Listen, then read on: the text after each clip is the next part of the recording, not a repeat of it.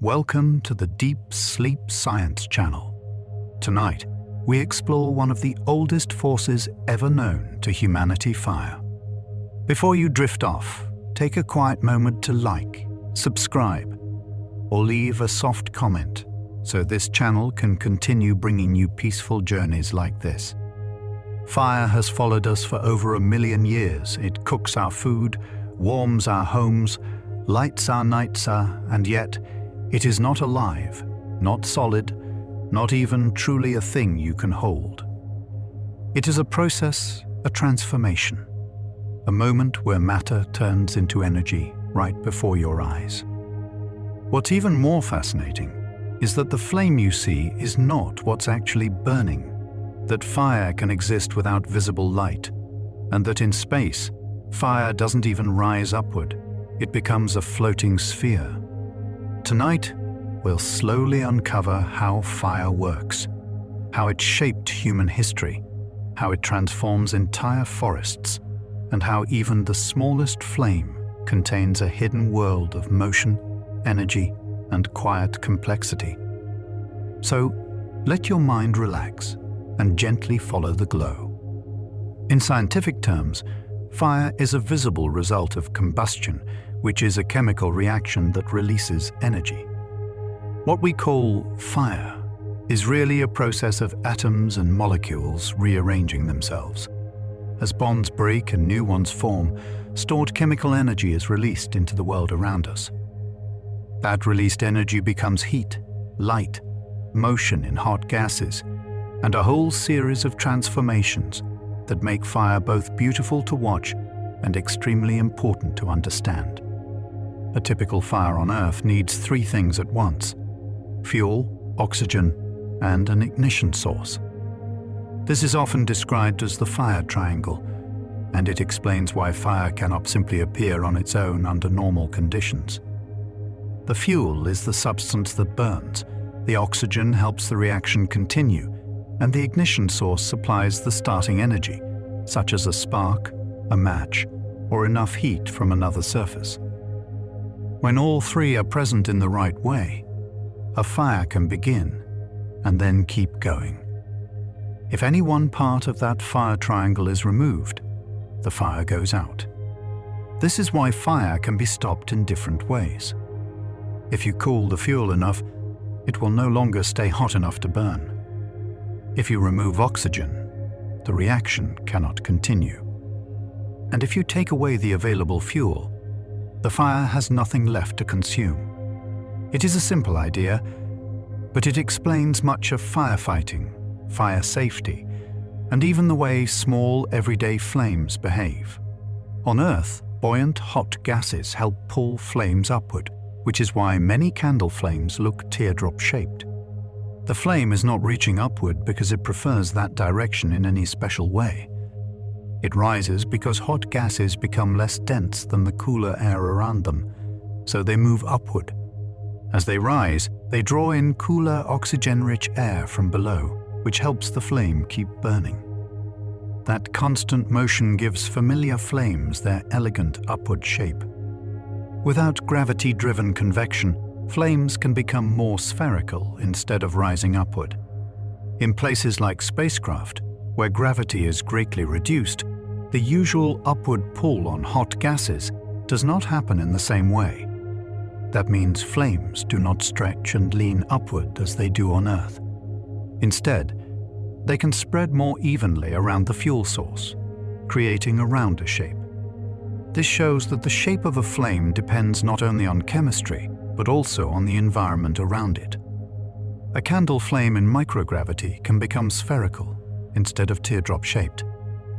This is one of the most striking demonstrations of how strongly gravity affects fire.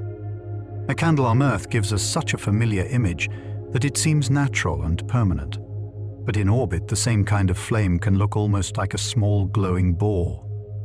That simple difference reveals that even ordinary fire is shaped by invisible physical forces that we rarely stop to notice.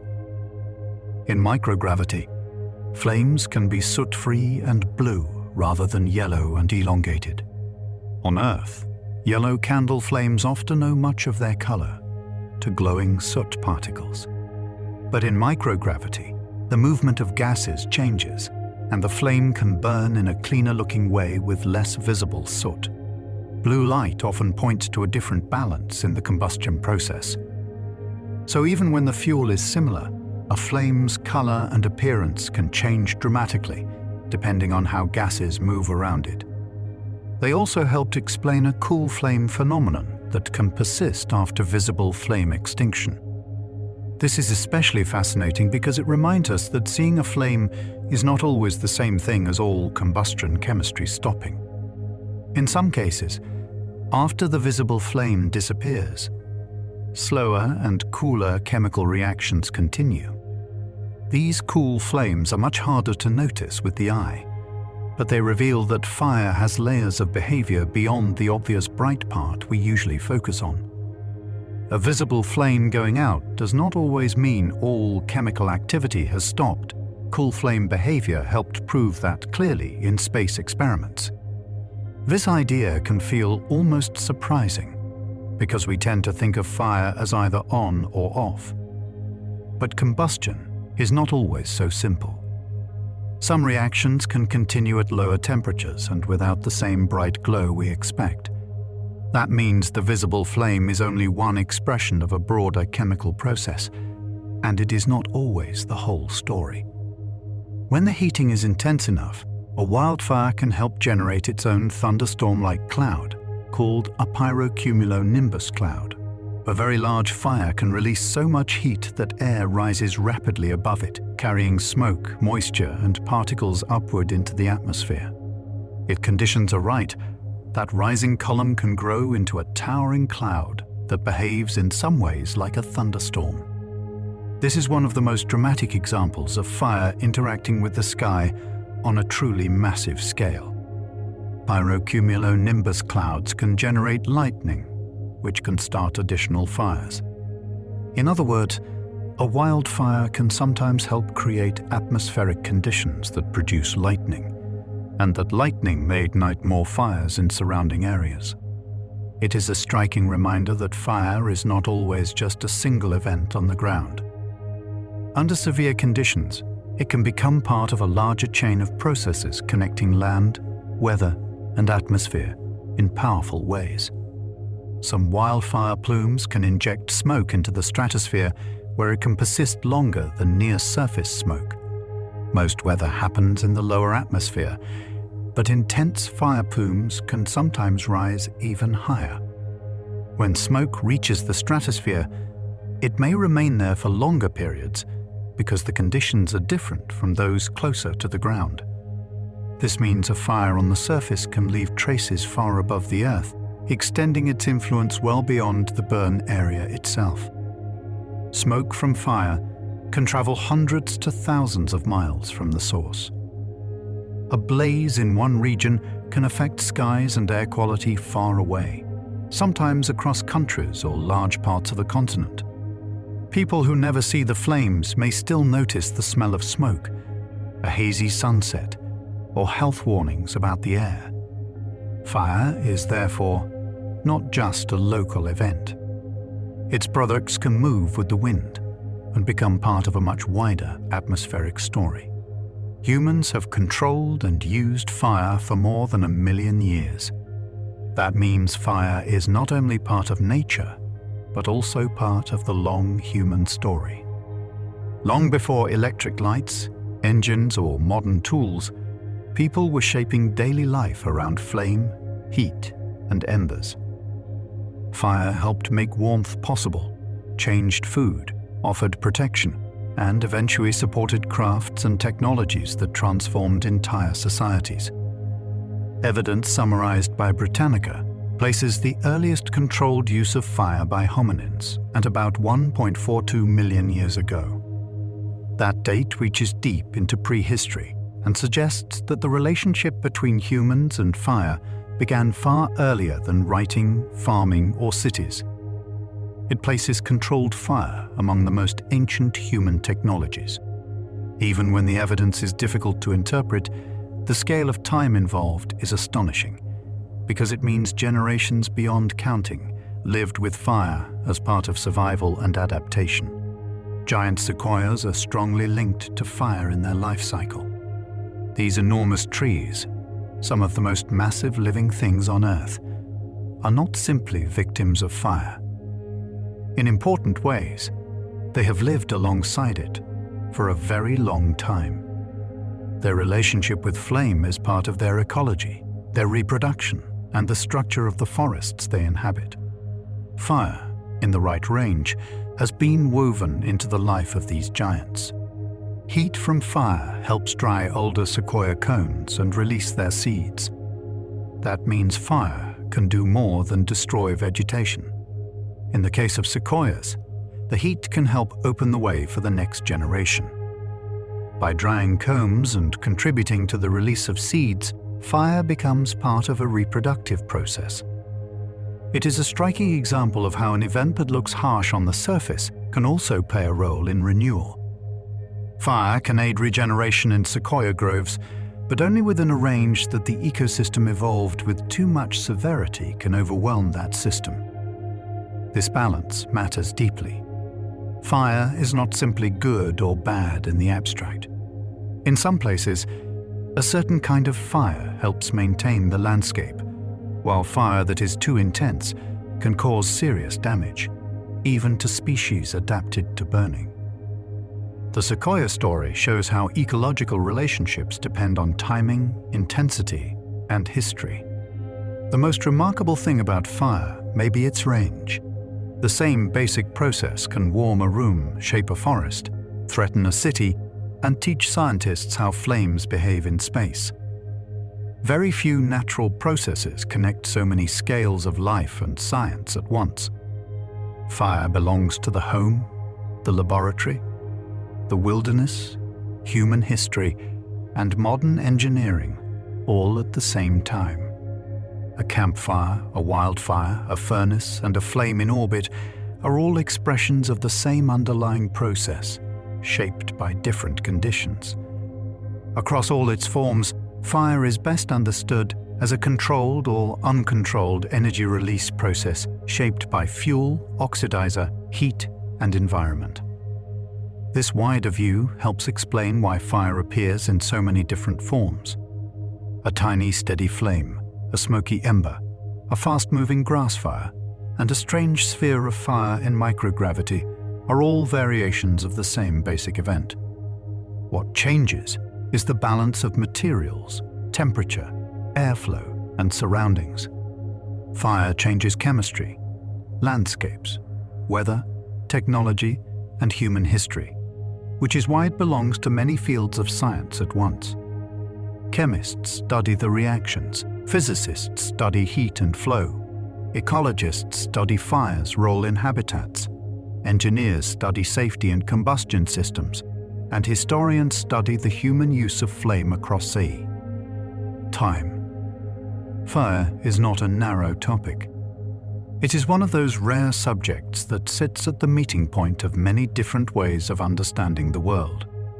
Because fire changes fuel into heat, light, gases, and particles, it is both a chemical transformation and a powerful engine of change in environments. When something burns, it does not simply disappear. It is transformed. Solids become gases, glowing particles, ash, and heat. Those products then affect the surrounding air, nearby materials, living systems, and even distant places if smoke travels far enough. Fire is a process of change that keeps reaching beyond the place where it begins. Wildland fire scientists often distinguish between surface fires, crown fires, and ground fires, because each burns in a different part of the landscape. This distinction matters because not all fires move through nature in the same way. Some stay low, some climb into the treetops, and some burn below the surface in hidden organic layers.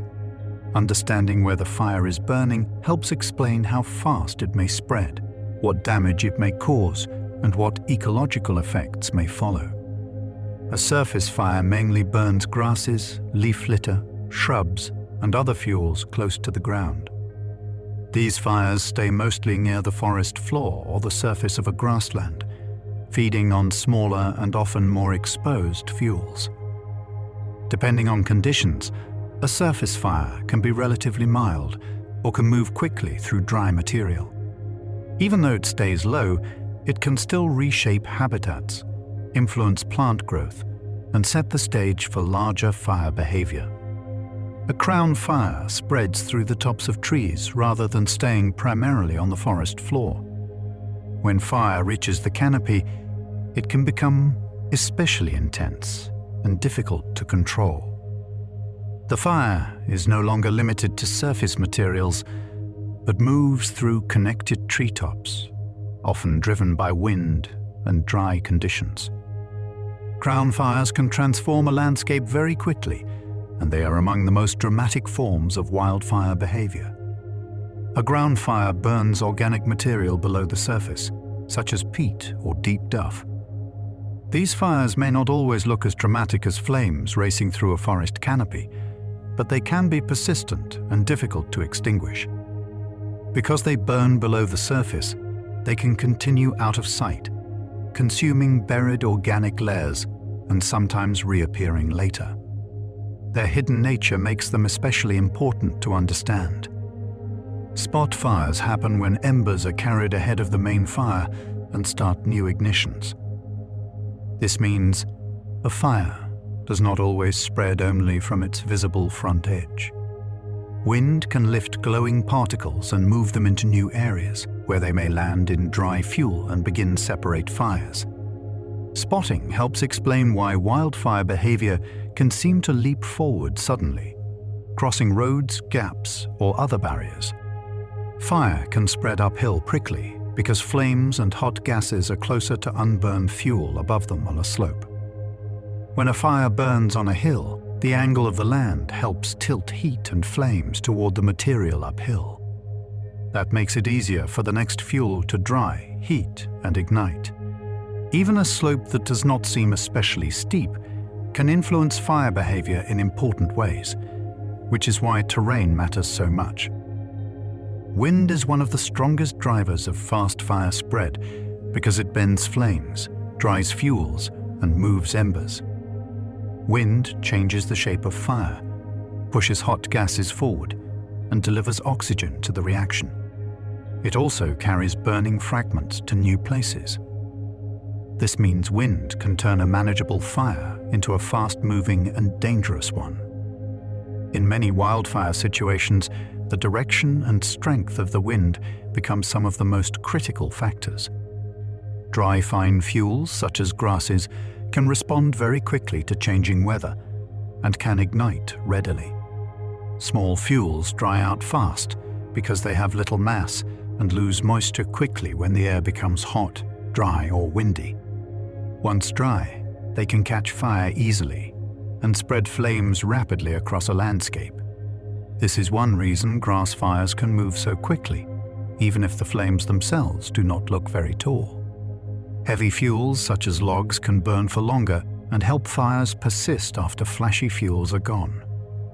Larger pieces of wood usually take longer to ignite, but once they do, they can hold heat and continue burning well after grasses or leaves have been consumed. They act almost like stored energy within the fire scene, helping keep heat in the system and sometimes making extinguishment more difficult. Ladder fuels are fuels that help flames climb from the surface into shrubs and tree canopies. These are the materials that connect low-burning fire to higher vegetation, such as small trees, shrubs, or low branches. If those connecting fuels are present and dry, a surface fire may rise into the canopy and become far more intense. That is why fuel arrangement matters so much, not just fuel quantity. Torching is when one or a few trees flare up from below into the canopy. This can happen when flames reach a particular tree, and that tree suddenly ignites more intensely than the surrounding area. Torching is often dramatic to see, but it also matters because it can help a fire transition toward broader crown involvement. A few torching trees may become the beginning of much more active canopy fire. Crown runs are sustained periods when fire actively moves through tree canopies. This is not just one tree flaring briefly. It is a more continuous and organized spread of fire through the tops of trees. Once a fire is running through the canopy, it can cover ground quickly and behave in ways that are much harder to predict or control than a surface fire alone. Fire severity is not identical to fire intensity. Severity refers more to ecological effects, while intensity refers more to energy output. A fire can burn very hot and energetic in the moment, but the long-term ecological result depends on what was damaged, what survived, and how the land responds afterward. This distinction helps scientists describe fire more carefully. One term points to the force of the burning itself, while the other points to the consequences left behind. A low-intensity fire can still have important ecological effects if it repeats often over time. Even fires that are not especially dramatic can shape an ecosystem when they occur regularly. Repeated mild burning can reduce litter, change which plants dominate, open up space, and influence nutrients and habitat. Fire's power is not only in rare catastrophic events. Sometimes its most important role is steady and recurring. A high-severity fire can kill much of the vegetation in an area and dramatically alter local conditions. When fire burns with great severity, the effects can be extensive. Many plants may die, shade may disappear, soils may be exposed, and the entire structure of the habitat can shift. Such changes can influence erosion, water movement, and what species return afterward. High-severity fire is therefore not just a moment of burning, but a turning point in how a landscape develops. Fire spread is strongly shaped by fuel arrangement, not just by fuel amount. Two places may contain similar amounts of burnable material, yet behave very differently if that material is packed closely together in one place and broken into gaps in another. Arrangement controls continuity, contact, and how easily flames can move from one fuel source to the next. In fire behavior, structure matters as much as quantity. Discontinuous fuels can slow fire because flames have trouble bridging gaps. If patches of vegetation are separated by open ground, bare soil, or less flammable space, the fire may lose momentum because heat and flames cannot as easily reach the next available fuel. These interruptions can act like weak points in the fire's path, reducing the chance of sustained spread. Continuous dry fuels can create pathways that let fire move rapidly over large areas. When burnable material is connected across the land and dry enough to ignite easily, the fire can travel through it almost like a linked system. The flames do not have to search for the next opportunity. The path is already built for them. This is one reason large dry landscapes can support fast-moving wildfire events. Smoke rises because hot air is less dense than cooler surrounding air. As fire heats the air, that air expands and becomes lighter relative to the air around it. So it moves upward, carrying smoke, heat, gases, and particles with it.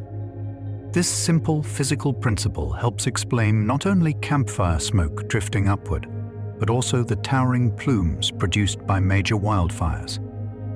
Large fires can produce strong vertical plumes that transport smoke high into the atmosphere. The more heat a fire releases, the more strongly it can drive air upward. That rising motion can become powerful enough to lift smoke to great heights, where winds may then carry it far from the source. A large fire is therefore not only burning at the ground, it is also building a vertical column that links the surface to the sky. Fire aerosols can affect snow and ice when dark particles reduce reflectivity and change how sunlight is absorbed. Snow and ice normally reflect much of the incoming sunlight. But if dark fire particles settle on them, more sunlight may be absorbed instead of reflected. That can influence melting and surface temperature. So even distant fires can affect cold environments by changing how bright or dark those surfaces become. A single fire can behave differently from one hour to the next as weather and fuels change. Fire is dynamic, not fixed. As winds shift, humidity rises or falls, temperatures change, and different fuels become involved. The character of the fire can change too. A fire that seems quiet in one period may become active later, or the reverse. This is why fire behavior is often studied as an evolving process rather than a single static event. Firefighters and scientists use perimeter data to track how a wildfire grows over time. A fire perimeter is the mapped edge of the burned or actively burning area.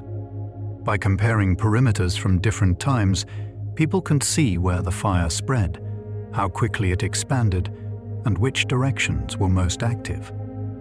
These maps help turn a complex event into something that can be measured and understood. Satellite systems can detect active fires and smoke plumes from orbit. From space, instruments can identify heat signatures, locate smoke, and help track large fire events over enormous areas.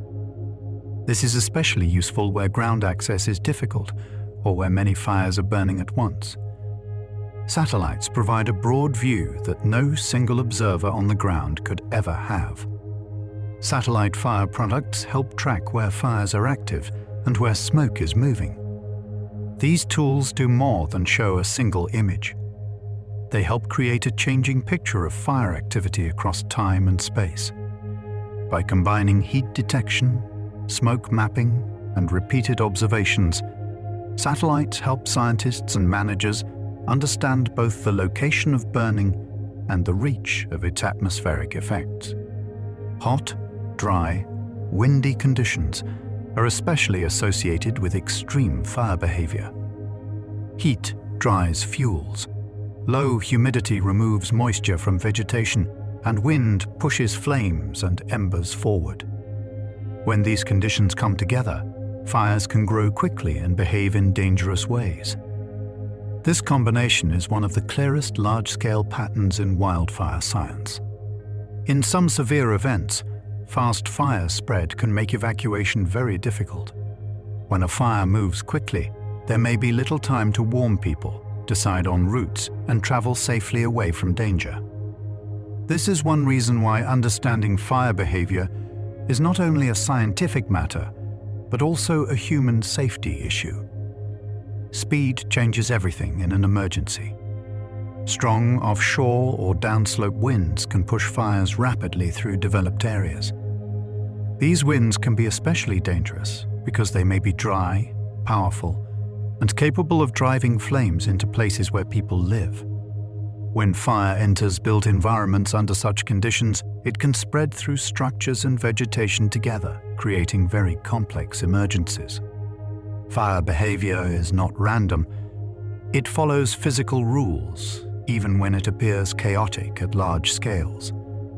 The motion of air, the arrangement of fuels, the chemistry of combustion, the shape of the land, and the weather all influence what happens.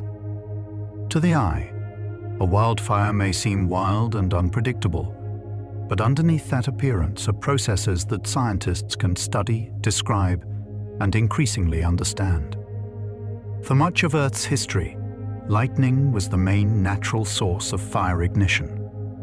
Long before human beings learned to use or control fire, the planet already had flames. Lightning strikes could ignite dry vegetation and begin natural fires that shaped landscapes, influenced ecosystems, and created recurring patterns in many regions. Fire is therefore older than humanity, and humans entered a world where burning was already part of nature. Many ecosystems evolved alongside recurring fires long before humans began managing them deliberately. In those places, fire is not simply an interruption. It is part of the long environmental rhythm. Plants, soils, and animal communities developed under conditions where burning happened again and again over time. To understand such ecosystems, it is necessary to understand fire not as an accident, but as part of their history. Fire is not always purely destructive in nature. In many places, it is an ecological process that shapes habitat. It can open space, cycle nutrients, influence plant competition, and create conditions that favor some species over others. This does not mean all fires are beneficial in every context, but it does mean that burning can be part of how certain natural systems function and renew themselves. Prescribed fire is intentionally set under controlled conditions to meet management goals. Unlike wildfire, which is uncontrolled and may occur under dangerous conditions, prescribed burning is planned. People choose the timing, weather window, and objectives. The goal may be to reduce fuels, support an ecosystem, or lower the chance of more severe future fires. It is a way of using knowledge about fire to guide landscapes more carefully. Fire return intervals vary by ecosystem, meaning some landscapes historically burned often, while others burned rarely. This concept helps explain why no single fire pattern fits every place. Some systems are shaped by frequent, lower-intensity burns, while others may go long periods between fires and then experience larger, more dramatic events. Knowing the usual interval helps scientists and managers understand what is typical and what may be changing. For a long time, early humans likely depended on naturally occurring fires before they knew how to make fire reliably for themselves. A lightning strike, a wildfire, or another natural source may have provided the first flames people learned to carry, protect, and maintain.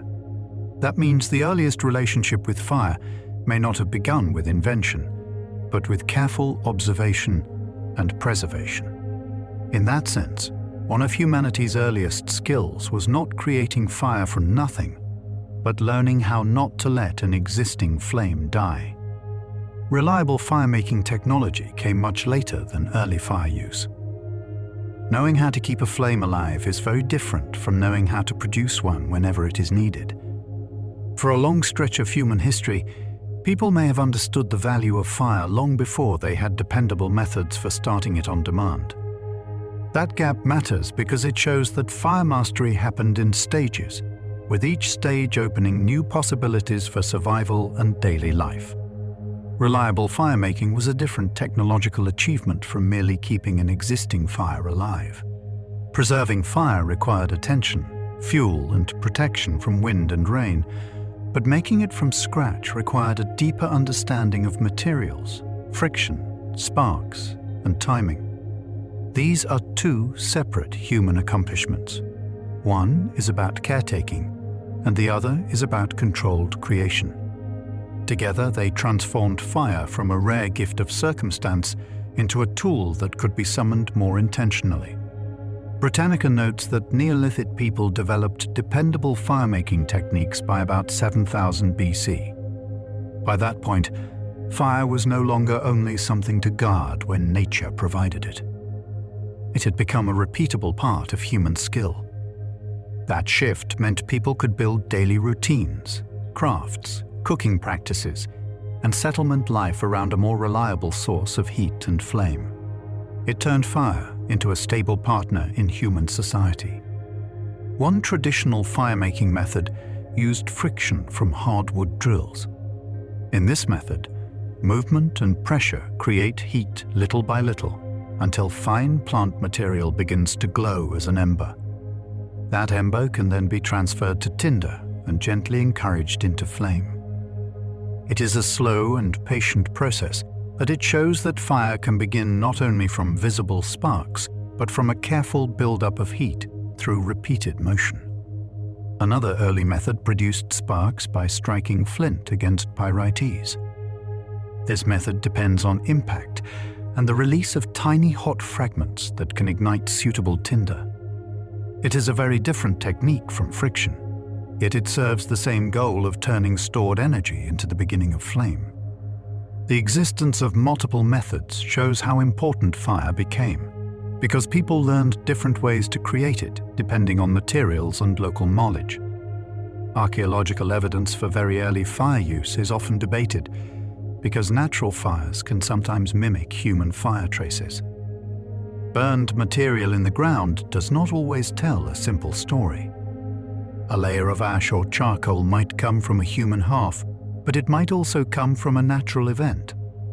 Because of that, scientists have to study context very carefully. They look not only for signs of burning, but for patterns that suggest intention, repetition, or controlled placement. Some claimed early hearths have later been questioned because ashlig deposits can turn out to be natural sediments. This reminds us that ancient evidence is often fragile and incomplete. What first appears to be proof of controlled fire can later be reinterpreted when better analysis becomes available. In science, that kind of revision is normal. It does not weaken the study of early fire use. Instead, it shows how carefully researchers try to separate human action from natural processes. Once people learned to create fire rather than simply preserve it, fire became much more dependable as a tool. A community no longer had to wait for chance or fear losing its only flame.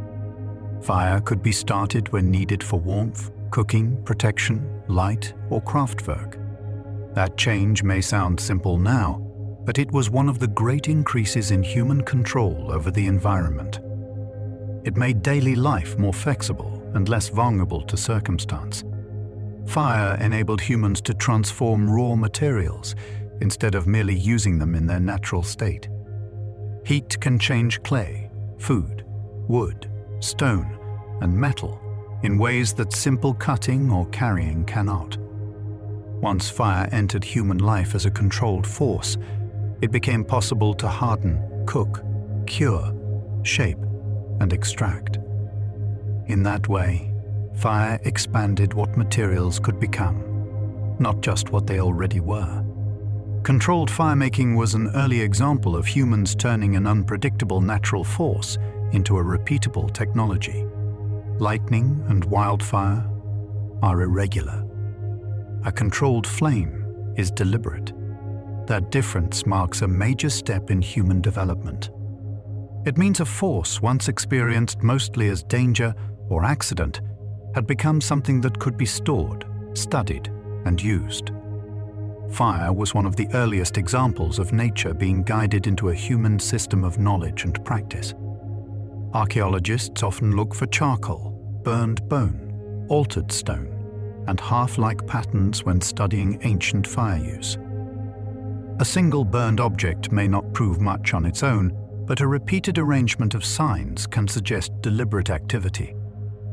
For example, a concentrated burned area surrounded by tools or food remains may tell a stronger story than scattered charcoal alone. The search for ancient fire is therefore also a search for pattern, placement, and meaning. One difficulty in studying ancient fire is that natural wildfires can also produce charcoal and burned material. Nature can leave evidence that looks surprisingly similar to the traces of human activity. Because of that, researchers must ask not only whether burning occurred, but how it occurred and where. Was the burning concentrated in one repeated place? Was it associated with occupation? Did it affect materials in ways that suggest control? These questions help separate natural fire from human fire. Evidence of early fire use is rare, partly because ancient fire traces are fragile and can be altered over time. Wind, water, erosion, later occupation, and chemical changes in the soil can all disturb what was once there. Fire leaves marks, but those marks do not always survive clearly across immense stretches of time. That fragility helps explain why the earliest chapters of humanity's relationship with fire are still being pieced together carefully. Evidence for deliberate fire-making in the archaeological record is much rarer than evidence for the presence of fire itself. It is one thing to show that burning happened near early humans. It is another to prove that people themselves deliberately caused it. The second claim demands more specific evidence, because deliberate fire-making implies skill, planning, and technique. That is why evidence of intentional fire production is treated as especially important and especially difficult to confirm. Some recent research has suggested that deliberate fire-making may be older than once thought, but the subject is still actively studied. This means the story is still unfolding. As new methods of analysis improve, older discoveries can be re-examined, and new ones can be interpreted in different ways. Science does not freeze the past in place. It keeps testing earlier assumptions, and the history of human fire use is one of the areas where careful new work continues to reshape the picture. The control of fire is widely seen as a major turning point in human history. It changed what humans could eat, where they could live, how long they could remain active after dark, and how safely they could gather in groups. Few technologies reach so deeply into everyday life and survival. Fire was not just a useful discovery. It was a change in the human relationship with time, space, energy, and material. Fire gave early humans a source of warmth after sunset. In cooler conditions, this would have made resting and surviving easier, especially during nights, cold seasons, and movement into less warm environments. Warmth is one of the most immediate gifts of flame, and for early people, it may have meant the difference between discomfort and safety, or even between life and death in harsher places. Fire also provided light, extending activity beyond daylight hours. Once darkness no longer ended all useful activity, evenings could hold more than stillness. People could prepare food, maintain tools, watch over one another, and remain socially active for longer periods. In this way, fire may have changed not just survival, but the rhythm of daily life itself, stretching human time deeper into the night. Fire helped deter predators, making campsites safer at night. A flame does not guarantee safety, but it creates light, heat, motion, and a boundary that many animals avoid. For early humans living in landscapes shared with dangerous predators, that protective effect may have been enormously important. Fire could create a small circle of greater security in a larger and more uncertain darkness. The controlled use of fire is closely tied to the idea that cooking became more important in human life. Cooking changes food, physically and chemically. It can soften tough material, alter flavor, reduce some dangers, and make certain foods easier to chew and digest. That means fire was not only about warmth or protection. It also changed the way human beings interacted with food at a very basic level. Later, human societies used fire not only for survival, but for making ceramics, working metal, clearing land, and processing food. As human knowledge expanded, so did the roles of fire. It became part of agriculture, industry, art, and construction. A village cooking hearth and a metalworking furnace are very different in scale, but both depend on the controlled use of combustion. Over time, fire became woven into the practical systems of civilization. Fire supplemented stone tools rather than replacing them, becoming one more foundational technology. Human development rarely happened through one invention erasing all others. More often, new abilities build on older ones.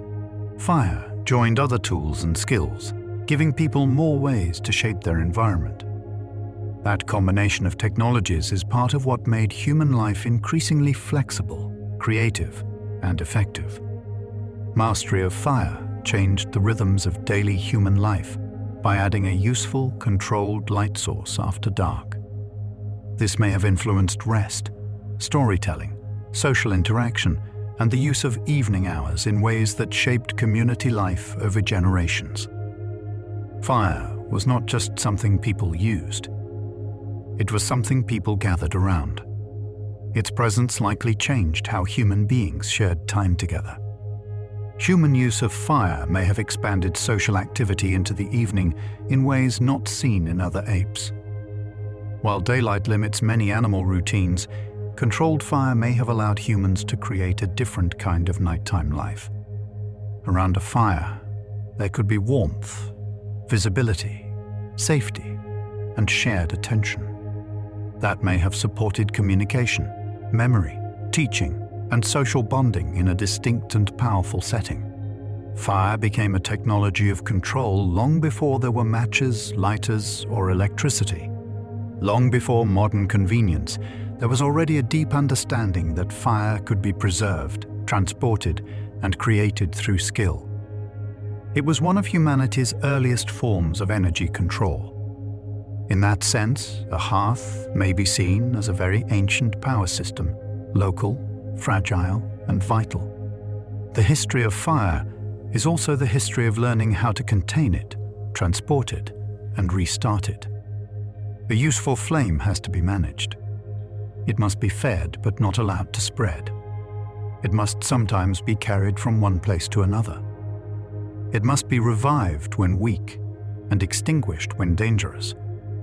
Human fire use was therefore never just about ignition. It was about discipline, timing, and control. Many ecosystems evolved alongside recurring fires, long before humans began managing them deliberately. In these places, fire is part of the natural pattern of life rather than an outside interruption. Plants, soils, and animal communities have long existed with periodic burning as one of the forces shaping them. This helps explain why the ecological meaning of fire can vary so widely from one landscape to another. In Sierra conifer forests, fire can prepare seedbeds, cycle nutrients, and influence wildlife conditions. When surface litter is burned away and nutrients return to the soil, opportunities can open for new growth. Fire can also change the structure of the forest, creating different forms of shelter and food for animals. In that sense, fire is not only a remover of vegetation, it is also a reorganizer of living space. Fire can alter the mosaic of age classes and vegetation types across a landscape. After a fire, one area may recover with young plants, another may retain older trees, and another may shift toward a different mix of species. Over time, repeated burning can produce a patchwork of habitats rather than one uniform scene. That patchiness can be important for biodiversity and ecological resilience. Periodic fire can reduce the number of trees susceptible to disease and insects in some forests. By thinning dense stands or removing weakened material, fire can change the conditions in which pests and disease spread.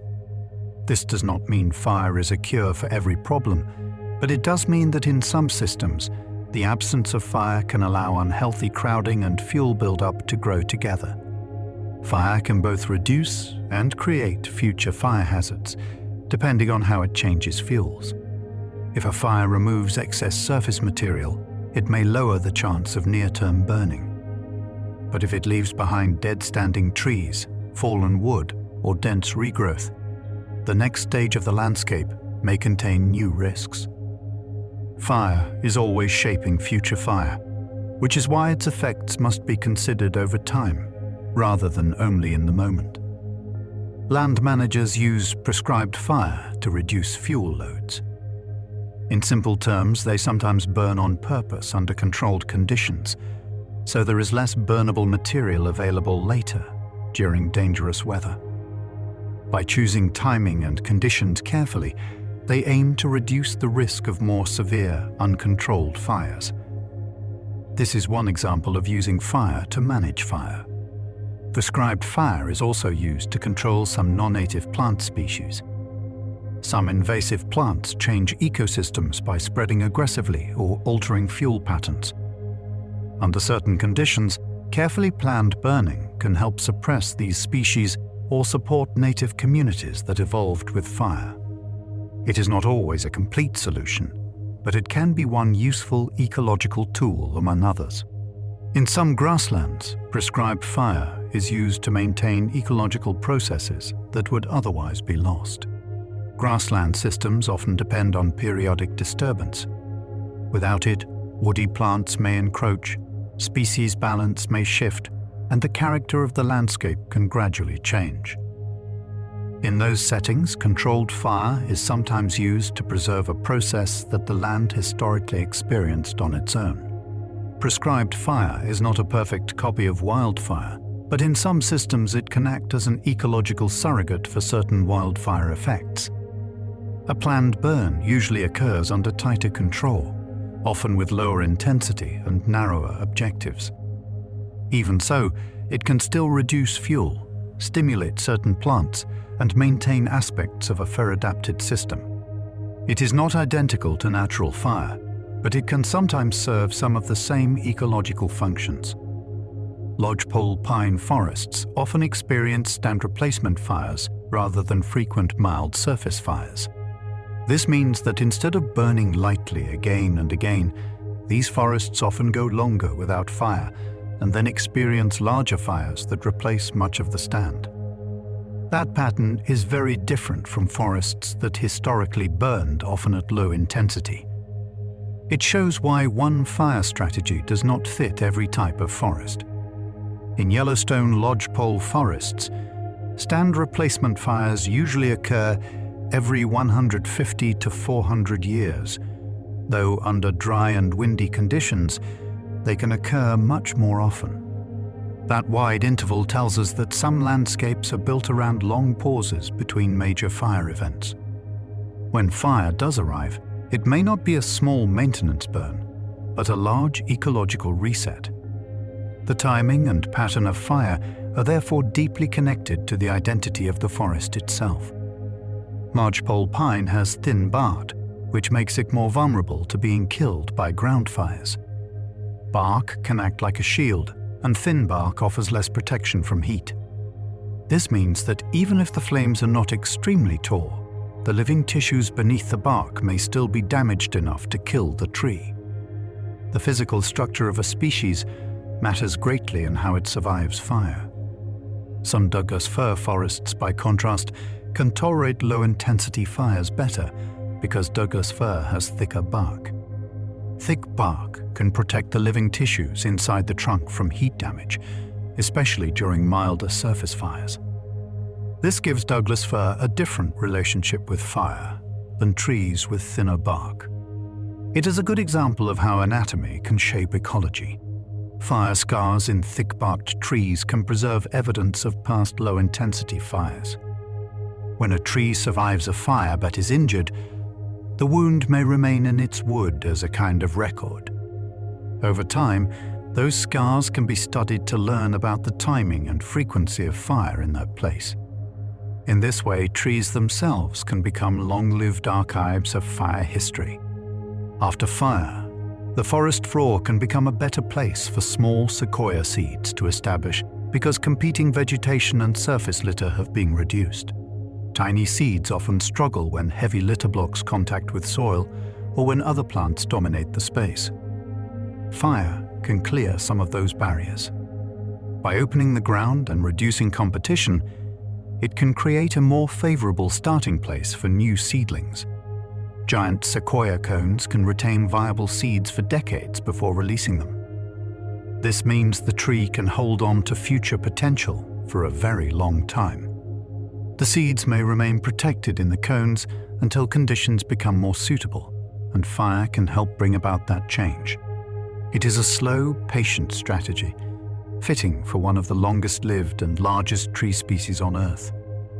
Once released, sequoia seeds do not remain viable nearly as long as they do inside cones. The cone acts like a shelter, helping preserve the seed over time. Once the seed is out in the open world, it faces moisture, temperature, fungi, insects, and many other risks. So, the timing of release matters greatly. Fire's role in that timing can therefore be very important. Giant sequoias are considered pioneer species because they can be among the first trees to take root after disturbance. A disturbed landscape is not simply damaged ground. It is also newly available space. Pioneer species are the ones ready to move into that opening. In the case of sequoias, Fire can help create the conditions that allow these great trees to begin again from a small and vulnerable seed. Fire can help create the openings in the canopy that young sequoias need for light. A dense canopy can keep too much sunlight from reaching the ground. If fire removes some of that overhead cover, more light reaches the seedlings below. For a young tree trying to grow in a forest of giants, that increase in light can make a profound difference. Historically, successful establishment of mature sequoias depended on fires intense enough to open some canopy space. This is a reminder that ecological benefit is not always tied to the mildest possible fire. In some systems, a certain degree of disturbance is necessary to create the conditions that important species need. Too little change may be limiting, just as too much may be destructive. At the same time, very severe modern fires can kill large numbers of giant sequoias. This contrast is important. Fire can support sequoia renewal, but extreme fire can also damage even these remarkable trees. The difference lies in the kind of fire, the fuel conditions, and the wider environmental context. Ecology often depends on range and balance, not simple opposites. In chaparral ecosystems, some shrubs survive fire by resprouting from underground structures. Even when the visible plant above the ground is burned away, life can remain protected below. Roots or buried buds can send up new growth after the fire has passed. This strategy allows certain plants to recover not by waiting for seeds alone, but by rebuilding from living tissue that endured the heat. Other chaparral species rely more on fire-stimulated seed germination. Instead of resprouting directly, these plants depend on the post-fire environment to wake dormant seeds or create conditions favorable for their growth. In such systems, fire is not only something the adult plant survives. It can also be a signal or opportunity for the next generation to begin. Fire recovery strategies in chaparral include obligate sprouters, non-sprouters, and species that can do both. This means plants in the same broad ecosystem may follow very different paths after burning. Some return from roots, some begin again from seeds, and some have the flexibility to use both methods. That variety is one reason fire ecology is so rich and complex. Non-sprouting chaparral species that regenerate mainly from seed tend to be shallower rooted. This detail matters because root depth influences how plants handle drought, how they store resources, and how they recover after disturbance. A species that depends mostly on seeds is often investing in a different survival strategy from one that keeps stronger underground reserves. Obligately sprouting chaparral species often tap deeper soil moisture and therefore have different drought relationships than seed-only species. Deeper roots can reach water unavailable to shallow-rooted plants, which changes how those plants endure dry periods and recover after fire. So even within one fire-prone ecosystem, underground structure can lead to very different kinds of resilience. Fire ecology is closely linked to water stress, not just to the heat of burning itself. The condition of plants before a fire, especially how dry or stressed they are, can shape what happens during and after the burn. Drought, soil moisture, rooting depth, and seasonal water patterns all influence how vegetation burns and how it recovers. Fire is therefore deeply connected to the broader life of the landscape. In Sky Island ecosystems, woody plants tend to show three broad fire strategies: resistance, resprouting, and fire seeding. Some survive the flames directly, some regrow after top damage, and some rely on fire to create reproductive opportunity. These different strategies show that plants are not all responding to fire in the same way. They are shaped by different evolutionary paths and different structural traits. Fire-resistant plants often survive because features such as thick bark protect living tissues from heat. The flame may scorch the outside, but the plant's core remains alive. This resistance does not make the plant invincible, but it does mean that some species are built to endure certain levels of burning without having to start from zero afterward. Resprouting plants may lose top growth in a fire, but live on through roots or protected buds. What looks dead above ground may only be the visible portion of the plant. After the fire, stored energy and protected tissues below or within the plant can begin producing new shoots. This kind of recovery can make post-fire landscapes look surprisingly alive only a short time after severe burning. Fire-seeding plants depend on post-fire conditions for successful reproduction. These species are closely tied to the changes fire creates, such as open space, altered soil surfaces, more light, or reduced competition. Rather than merely tolerating fire, they use the conditions after fire as part of their life cycle.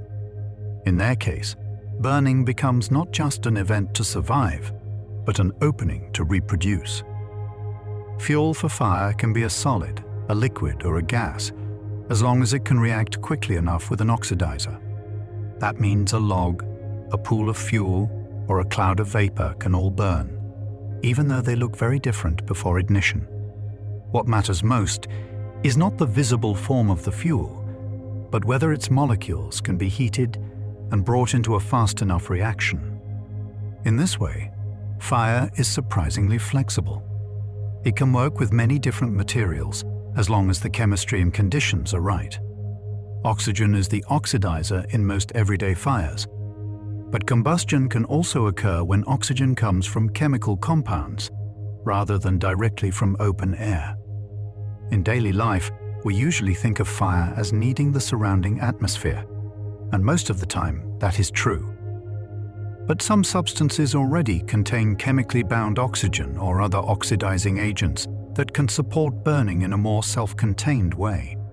This helps explain why some fires behave differently from an ordinary campfire or candle. The source of the oxidizer can change the entire character of combustion. Fire is not the same thing as heat, because heat is one output of the combustion reaction rather than the reaction itself.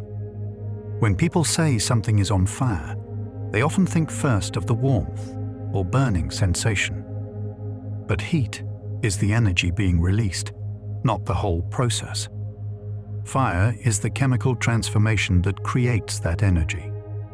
This distinction matters because it reminds us that fire is an active reaction, while heat is one of the ways that reaction announces itself to the world around it.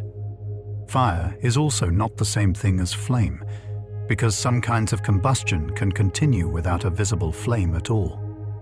Smoldering material, for example, may keep reacting slowly even when no bright flame can be seen.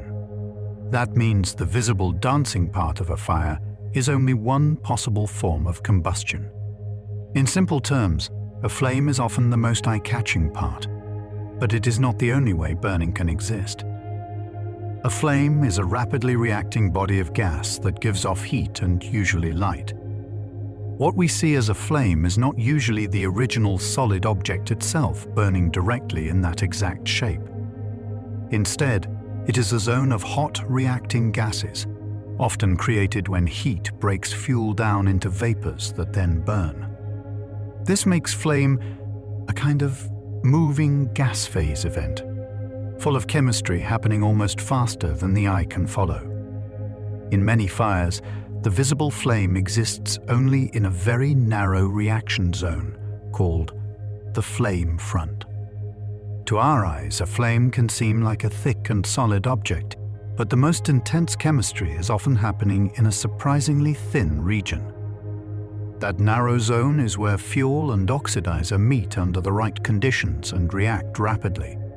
What looks broad and soft from a distance can, in scientific terms, be extremely fine and sharply defined.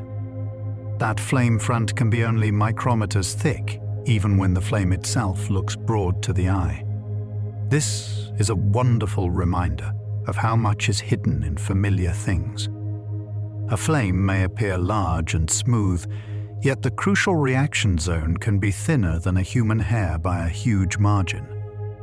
The eye sees glow and motion, but the chemistry is happening in a remarkably small space. Fire often looks larger and simpler than it really is. Fire spreads because energy from the reaction heats nearby fuel until that fuel also begins to react. In other words, one burning area helps prepare the next one. The heat moves outward, warming fresh material until it reaches the point where combustion can begin there as well. This is why fire can travel across a surface or through a structure. It is a chain process, with each new step helping create the next. Heat conduction is one way flames propagate, with heat moving from the reaction zone into unburned fuel. Conduction happens when thermal energy moves through material by direct contact, molecule to molecule. In some settings, this is an important part of how the next bit of fuel gets hot enough to participate. It may be less dramatic than a gust of hot air or visible flames reaching forward, but it is one of the quiet physical paths by which fire extends itself. Diffusion is another way flames propagate, because reactive molecules move into fresh fuel and help ignite it. Gases are always in motion, mixing and spreading. In a fire, that movement matters, because fuel molecules and oxygen have to meet in the right place and proportion. Diffusion helps create those meetings. It is one of the invisible mixing processes that allows combustion chemistry to continue. A mixture of fuel and air can burn only within certain concentration limits, because too little or too much fuel can both prevent sustained flame. If there is too little fuel, the mixture may be too lean to release enough energy. If there is too much fuel and not enough oxidizer, the mixture may be too rich. So fire does not appear just because fuel and oxygen exist somewhere in the same space. They have to be present in a usable balance. Not every hot object causes fire, because ignition depends on whether the fuel reaches its ignition temperature. A surface may feel very warm or even extremely hot, yet still not start a fire if nearby material does not cross the needed threshold. Ignition is not only about heat in a general sense. It is about a specific level of thermal energy reaching a material in the right way, for long enough under conditions that let combustion begin. Combustion is exothermic, which means it releases more energy than it consumes once it is underway. This is one reason fire can continue after it starts. The reaction does not need a constant outside supply of equal energy at every moment. Instead, once the process is established, it gives off enough energy to help keep itself going, as long as fuel and oxidizer remain available. That self-sustaining character is one of fire's defining features. Fire can continue only if enough heat remains in the system to keep new fuel reaching ignition temperature. If the reaction loses too much heat to the surroundings, the chain begins to fail. The next fuel never gets hot enough, and the fire weakens or stops. So a fire is always balancing energy gained and energy lost. This is one reason small flames can go out so easily when conditions change. Many fires that look like they are burning wood are actually burning gases released from heated wood. As wood warms up, it begins to break down and release combustible vapors. Those gases rise and burn above or around the wood, producing much of the visible flame. The solid wood is still important, because it is the source of those vapors. But what the eye often notices most is the burning of gas, not the direct burning of the solid piece itself. Incomplete combustion produces different products than more complete combustion, including more carbon monoxide and soot. When a fire does not get enough oxygen, or when mixing is poor, the chemistry does not finish in the cleanest possible way. Instead of converting fuel mostly into carbon dioxide and water, it produces more partially burned substances. This is why oxygen supply matters so much. It affects not just whether a fire burns, but what the fire creates. Carbon monoxide is especially dangerous because it is colorless, odorless, and toxic. People cannot reliably see it or smell it, which makes it far more threatening than something obviously dirty or visible in the air. A person may be exposed without realizing it at all. That hidden nature is part of what makes combustion safety so important, especially in enclosed spaces. Carbon monoxide is formed when carbon-containing materials burn without enough oxygen for complete combustion. That means it is closely tied to the efficiency of the fire. When burning conditions are poor, more carbon can remain in this partly oxidized and harmful form rather than becoming carbon dioxide. In simple terms, a dirtier, less complete fire often produces more dangerous gases, along with more visible smoke. Flames can look different colors because of temperature, soot production, and the chemicals involved in the burn. Color in a flame is not merely decorative. It is a clue. Some colors reflect hotter or cleaner burning, while others point to glowing particles or particular substances in the fuel.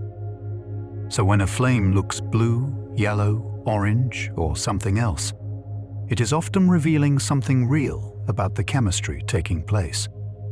A blue flame usually indicates more complete combustion and less visible soot. Blue flames often appear when the fuel and oxygen are mixing and reacting in a relatively efficient way. There are fewer glowing soot particles to produce a yellow glow, so the flame appears cleaner and often steadier.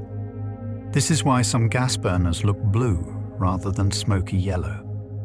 The color reflects the combustion conditions. A yellow flame often appears when glowing soot particles are present. Tiny carbon-rich particles become hot enough to glow, giving the flame its warm yellow or orange appearance. That does not always mean something is wrong, but it often means the combustion is producing more soot than a cleaner blue flame would. The light comes not only from reacting gases, but also from heated particles shining within the flame. Fire emits light, partly because hot particles and excited molecules release energy as radiation. In a flame, matter is energized enough that it begins giving off visible light. Some of that light comes from glowing soot, and some comes from molecules releasing energy as they shift between energetic states. So the brightness of fire is not a simple, single source. It is the visible result of several microscopic processes happening together. Fire also emits infrared radiation, which is a major reason you can feel heat without touching the flame. Infrared is energy traveling outward from the hot fire, even if no hot gas directly touches your skin. This is why you can sit near a campfire and feel warmth on your face from a distance. The heat is not only moving through contact or moving air, radiation carries it across space. The visible part of a flame does not always mark the hottest location in the fire. The brightest area is not necessarily the most extreme in temperature. In some flames, the hottest chemistry may be occurring in regions that are less visually dramatic than the glowing outer shape. This is a useful reminder that the eye does not always tell the full thermal story. Fire can contain hidden gradients and zones. Some of the most energetic chemistry in a flame happens in regions too thin or too transparent for the eye to distinguish clearly. What looks like one smooth flame is really a fine structure made of narrow reaction layers, hot gases, and changing mixtures. The eye merges all of that into a single image, but scientifically, the important action is often happening in delicate regions beyond ordinary visual detail. Fire can be self-propagating, meaning the reaction creates the conditions needed for more of the same reaction nearby. This is one of the reasons fire can spread once it has started. The heat it produces prepares fresh fuel, and the process repeats. That feedback loop is a core feature of combustion. Fire sustains itself not by magic, but by continuously creating the next opportunity for ignition. Combustion often happens in stages, especially with solid fuels that first decompose, then release gases, then leave char or ash. A piece of solid fuel does not always leap straight from solid material to final residue in one simple step. Heat first changes the material, drives off volatile components, supports flame in released gases, and leaves behind altered remains. Fire is often a sequence of transformations rather than a single instant event. Ash is the mineral residue left after much of the combustible material has been consumed. Most of the energy-rich organic material has already been transformed into gases, heat, and particles by the time ash remains. What is left behind is the more mineral portion that does not burn away so easily. Ash is therefore a sign that much of the fuel's chemical energy has already been released. The presence of ash does not always mean all burning has stopped, because hot embers can remain hidden within it. A fire can appear calm on the surface, while still holding intense heat below. These hidden hot spots can reignite nearby fuel or flare up if disturbed. That is why ashes must be treated carefully. The visible quiet of ash can conceal ongoing combustion. Smoldering combustion can persist at lower temperatures than flaming combustion. It is slower, often less bright, and sometimes easier to overlook, but it is still a real form of burning. Because it can continue without open flame, it may last in materials where the fire seems to have gone out. This quieter form of combustion is part of what makes fire behavior more complicated than simple visible flames. Smoldering fires are often associated with more smoke because they are less efficient at combustion. Since the burning is incomplete and slower, more partially reacted materials escape into the air. This can make smoldering fires especially smoky and, in some cases, especially hazardous to breathe around.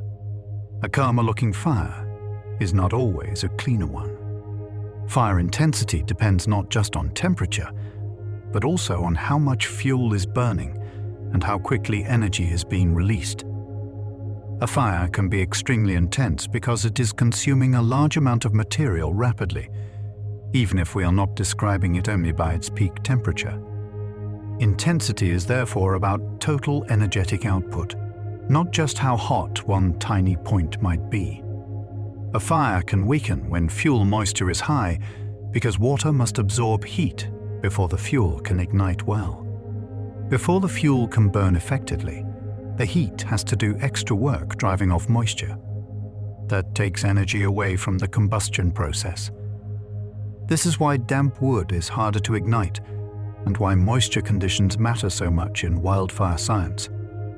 Water acts like a thermal burden the fire must overcome. Dry fuels generally burn more readily and can drive faster wildfire behavior. With less moisture to remove, more of the incoming heat can go directly into raising the fuel to ignition and supporting combustion. This makes drying one of the great quiet influences on fire behavior. A dry landscape often carries hidden readiness for burning that a wet one does not. Oxygen-rich environments make many materials easier to ignite and easier to burn intensely. When more oxidizer is available, the barrier to ignition can drop and the reaction can proceed more vigorously. Materials that seem only mildly flammable in ordinary air may behave very differently when oxygen levels are elevated. This is why oxygen concentration is such a serious factor in fire safety and engineering. In oxygen systems, even materials that seem ordinary can become dangerous fuels under the right conditions. Something that feels harmless in daily life may become far more fire-prone when surrounded by enriched oxygen or exposed to certain ignition sources. This is not because the material has changed identity, but because the environment has changed the rules under which it behaves. The same substance can behave very differently in fire depending on pressure, oxygen level, and geometry. A material's flammability is not a single permanent number that applies equally in all situations. Shape, thickness, surrounding gases, and physical arrangement can all affect how easily it ignites and how strongly it burns. Fire behavior is deeply dependent on context. Fire behavior is influenced by chemistry and physics at the same time. It is never only one or the other. The chemical reaction determines what is possible, but the movement of heat, gases, pressure, and materials determines how that chemistry unfolds in real life. A flame is therefore both a chemical event and a physical system.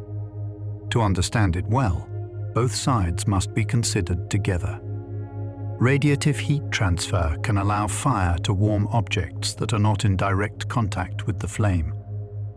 Heat can travel outward as radiation and raise the temperature of nearby surfaces even when no flame touches them. This is why something near a strong fire can dry out, warm up, or ignite without direct contact. Fire reaches farther than its visible boundary. Convective heat transfer carries heat in moving gases, which is one reason rising hot air matters so much in fire spread. As hot gases flow, they transport thermal energy to new locations. This can preheat fuel above or beside the fire and strongly influence how the fire moves through a space. Convection is one of the great transport systems of combustion. Conductive heat transfer matters when heat moves through solids, such as a metal surface heated by a nearby fire. If one part of an object becomes hot enough, that energy can move through the material and warm another part. This means fire can affect areas beyond the immediately burned section, especially in materials that conduct heat efficiently. Fire can be steady or unstable, and changing airflow can make a flame flicker, pulse, or suddenly enlarge. A flame is sensitive to its surroundings. Even small shifts in airflow can alter how fuel and oxygen meet, how heat is carried away, and how the flame appears. That familiar flickering quality is not random decoration. It is the visible sign of a delicate balance in motion. Some flames are premixed, meaning fuel and oxidizer are mixed before ignition. In that case, the reacting mixture is already prepared in advance, and the flame moves through it as the chemistry unfolds. This kind of flame differs from one where fuel and oxygen meet only at the edge of the burning zone. The difference affects speed, appearance, and stability. Other flames are diffusion flames, where fuel and oxygen meet mainly at the reaction zone instead of being fully premixed. In these flames, the ingredients come together right where the burning happens. That means mixing becomes part of the flame's behavior. The structure and color of the flame depend on how quickly fuel and oxygen can move toward each other. A candle flame is a familiar example of a diffusion flame. Wax melts, rises through the wick, vaporizes, and then the fuel vapor meets oxygen from the surrounding air near the flame zone. This everyday example is scientifically rich. Something as common as a candle holds within it evaporation, gas phase reaction, subproduction, convection, and heat transfer all at once. Fire can be visible without being loud, but large fires often create sound because hot gases expand, rush, and interact turbulently with air. The roar of a major fire is part thermodynamics and part fluid motion. As gases heat and move rapidly, they create pressure changes and turbulence that the ear can detect. Sound is another reminder that fire is not still. It is moving energy. The crackling of a wood fire often comes from moisture and gases inside the wood rapidly expanding or escaping. Small pockets within the wood can heat up until internal pressure changes suddenly. When those pockets burst or vent, we hear the familiar snaps and pops. So even the gentle sounds of a fireplace are tiny signs of physical change happening inside the fuel. Fire does not eat in a biological sense, but it does consume fuel by converting complex materials into gases, particles, and residue. The comparison to eating is only a metaphor. Fire has no hunger or body. Yet, in a physical sense, it does take structured material and break it down into simpler products while releasing energy. It is a process of transformation rather than life, but the change is very real. A flame may disappear even while combustion continues, especially in smoldering material or cool flame conditions. This is one of the reasons fire must be understood carefully rather than only visually. The bright visible part can vanish, yet chemistry may continue at a lower temperature or in a different form. Fire, in that sense, can retreat from sight without fully ending. The color of smoke can hint at what is burning and how efficiently it is burning, though color alone is not a precise test. Darker smoke may suggest more soot or incomplete combustion, while lighter smoke may reflect different materials or moisture content.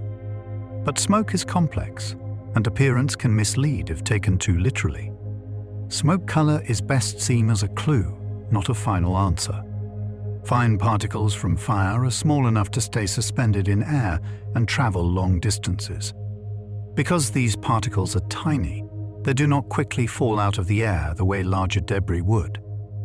Instead, they can remain aloft, move with weather systems, and affect places far from the original flames. This is one reason smoke can become a wide regional problem rather than a strictly local one. Smoke also contains gases as well as particles, which means it is not just dirty air, but a complex mixture.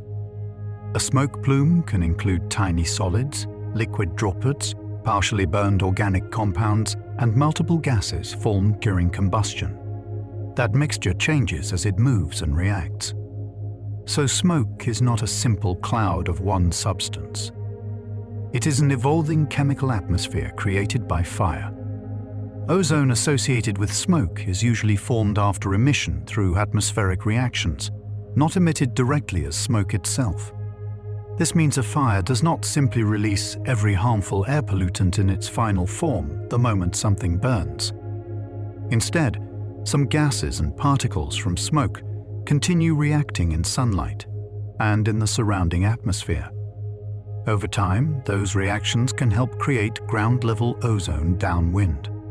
So the danger of smoke is not only what leaves the flames immediately, but also what the plume becomes later as it moves through the air. Fire smoke can influence both near-source air quality and air quality far downwind. People close to the fire may be breathing fresh smoke from the source, while people far away may still be affected after that smoke has traveled and chemically changed. This is one reason smoke events can be so widespread. A single fire can create health concerns both for nearby communities and for places much farther away that never see the flames themselves. NOAA Hazard Mapping System is used to track smoke and fire activity in near real time. It combines satellite observations and analysis to help show where smoke plumes are present and where fires appear active.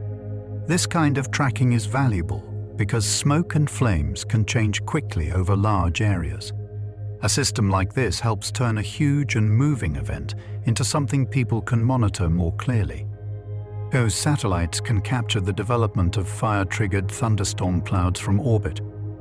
Because these satellites continuously watch large portions of Earth, they are especially useful for seeing how smoke plumes rise and how towering clouds form over intense fires. They give scientists and forecasters a wide view of how a wildfire can interact with the atmosphere. From the ground, that full pattern would be very hard to see. Satellite observations are especially useful because smoke and heat signatures cover areas too large to monitor only from the ground. A wildfire can stretch across remote country, rough terrain, and vast distances.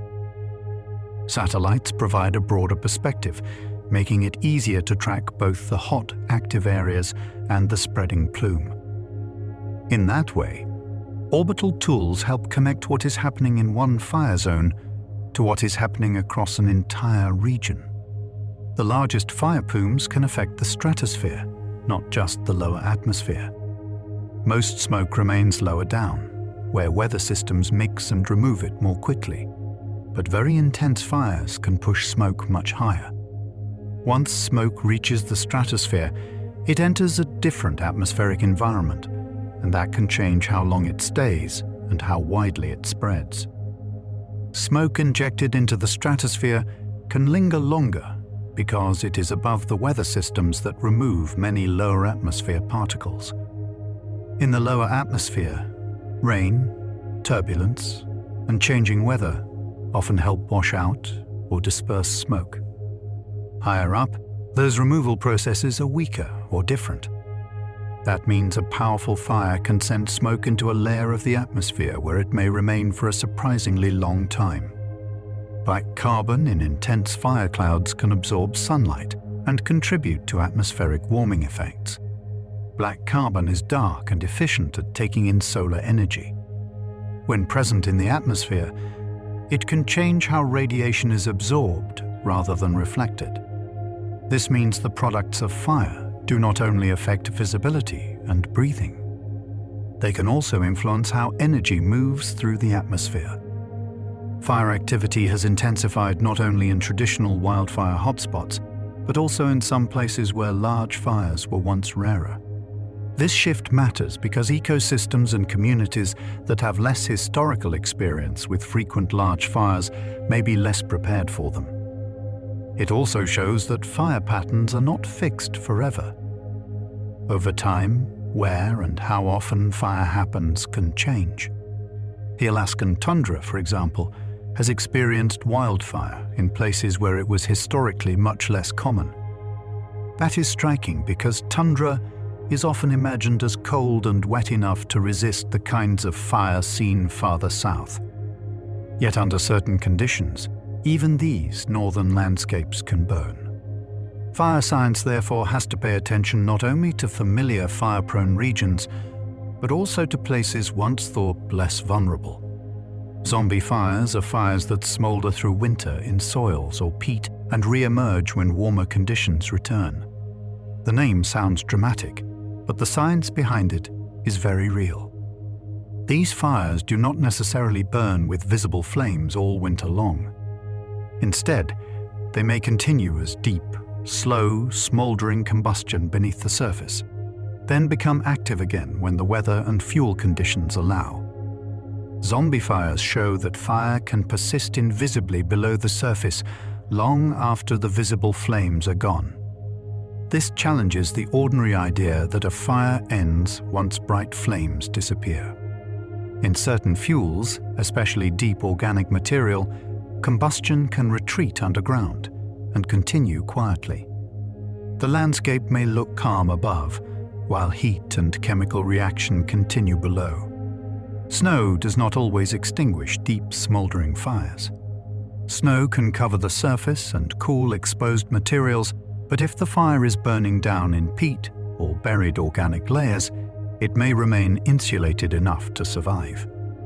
This is another reminder that fire is not always a surface phenomenon. In some cases, it becomes a hidden process protected by the very material it is consuming. Peat and organic soils can act as long-lasting subsurface fuels. These materials can store large amounts of carbon-rich matter built up over long periods of time. When they ignite, they may not burn quickly like dry grass. Instead, they can smolder slowly and persistently. That makes them especially important in understanding fires that last beyond the obvious flame stage. Fire products can affect glaciers and snowfields when deposited particles darken the surface. Bright snow and ice reflect much of the sunlight that reaches them. When dark particles from smoke settle on those surfaces, reflectivity can drop, and more solar energy may be absorbed. This means fire can influence frozen landscapes far away, even without direct heat from flames. Smoke is often the widest reaching effect of a fire because many more people experience the air pollution than the flames directly. A wildfire may burn in one forest, but its smoke can spread across cities, farms, and entire regions. For many people, the most immediate consequence of a distant fire is not fire line danger, but degraded air quality. In that sense, smoke can become the most broadly shared part of the event. Fire-related pollution events can be important enough that air agencies document them under exceptional event rules. This reflects how strongly fires can alter air quality measurements and public exposure. A severe smoke event is not just a nuisance or a passing inconvenience. It can become a major environmental and regulatory issue with impacts large enough to require formal recognition. EPA models use information such as vegetation type and burned area to estimate fire emissions. Different fuels burn differently, and a large fire in one kind of vegetation may not produce the same mixture or amount of emissions as a fire of the same size in another type. By combining vegetation data with the area burned, scientists can make more realistic estimates of what the fire released into the atmosphere. Fire emissions modeling is important because the chemistry of smoke continues to evolve after the fire releases it. The plume does not stay chemically frozen. Sunlight, moisture, mixing, and other atmospheric ingredients change it over time. Modeling helps scientists understand not only what left the fire, but also what communities may encounter downwind after those changes have taken place. Large fires can create their own local wind patterns through the intense heating of air. As the fire heats air strongly, that air rises, and surrounding air rushes in to replace it. This movement can generate local flows that feed the fire and alter its behavior. In a powerful fire, the atmosphere is not just influencing the flames. The flames are also reshaping the nearby atmosphere. Fire-generated weather is one reason some extreme fires are so difficult to control. When a fire becomes intense enough to help create strong plumes, shifting winds, or storm-like behavior, it stops being just a passive response to the weather around it. It becomes part of the feedback system. That makes prediction and suppression much harder because the fire is helping produce some of the conditions that drive it. Smoke plumes are not just passive byproducts. They are active atmospheric features that can influence clouds and radiation. A plume can change sunlight, seed cloud processes, and interact with weather in ways that matter scientifically. This means the smoke column is not simply the leftover waste of combustion.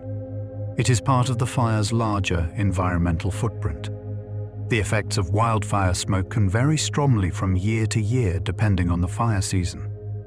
In one year, smoke may be brief and limited. In another, repeated large fires may produce weeks or months of poor air quality. That year-to-year variation matters for public health, environmental planning, and how people experience entire seasons. Smoke is not equally important every year. Some of the smoke affecting one country may originate in another, because plumes can cross borders over long distances. Air does not respect political boundaries. Once smoke enters the atmosphere, winds may transport it far beyond the region where the fire started. This makes wildfire smoke an international issue in some cases, not only a local or national one. Fire is therefore both a local hazard and a regional atmospheric event. At the source, it threatens land, structures, and life directly. Farther away, it may still affect breathing, visibility, weather, and air quality. The same fire can therefore exist in two ways at once, as an immediate ground hazard and as a much broader air event. Satellites help show that the visible flame front is often only a tiny part of a much larger smoke-affected footprint. The active burning edge may occupy one area, while the smoke spreads across a much wider region. From orbit, that difference becomes especially clear. Fire is often much larger in atmospheric effect than in visible flame area alone.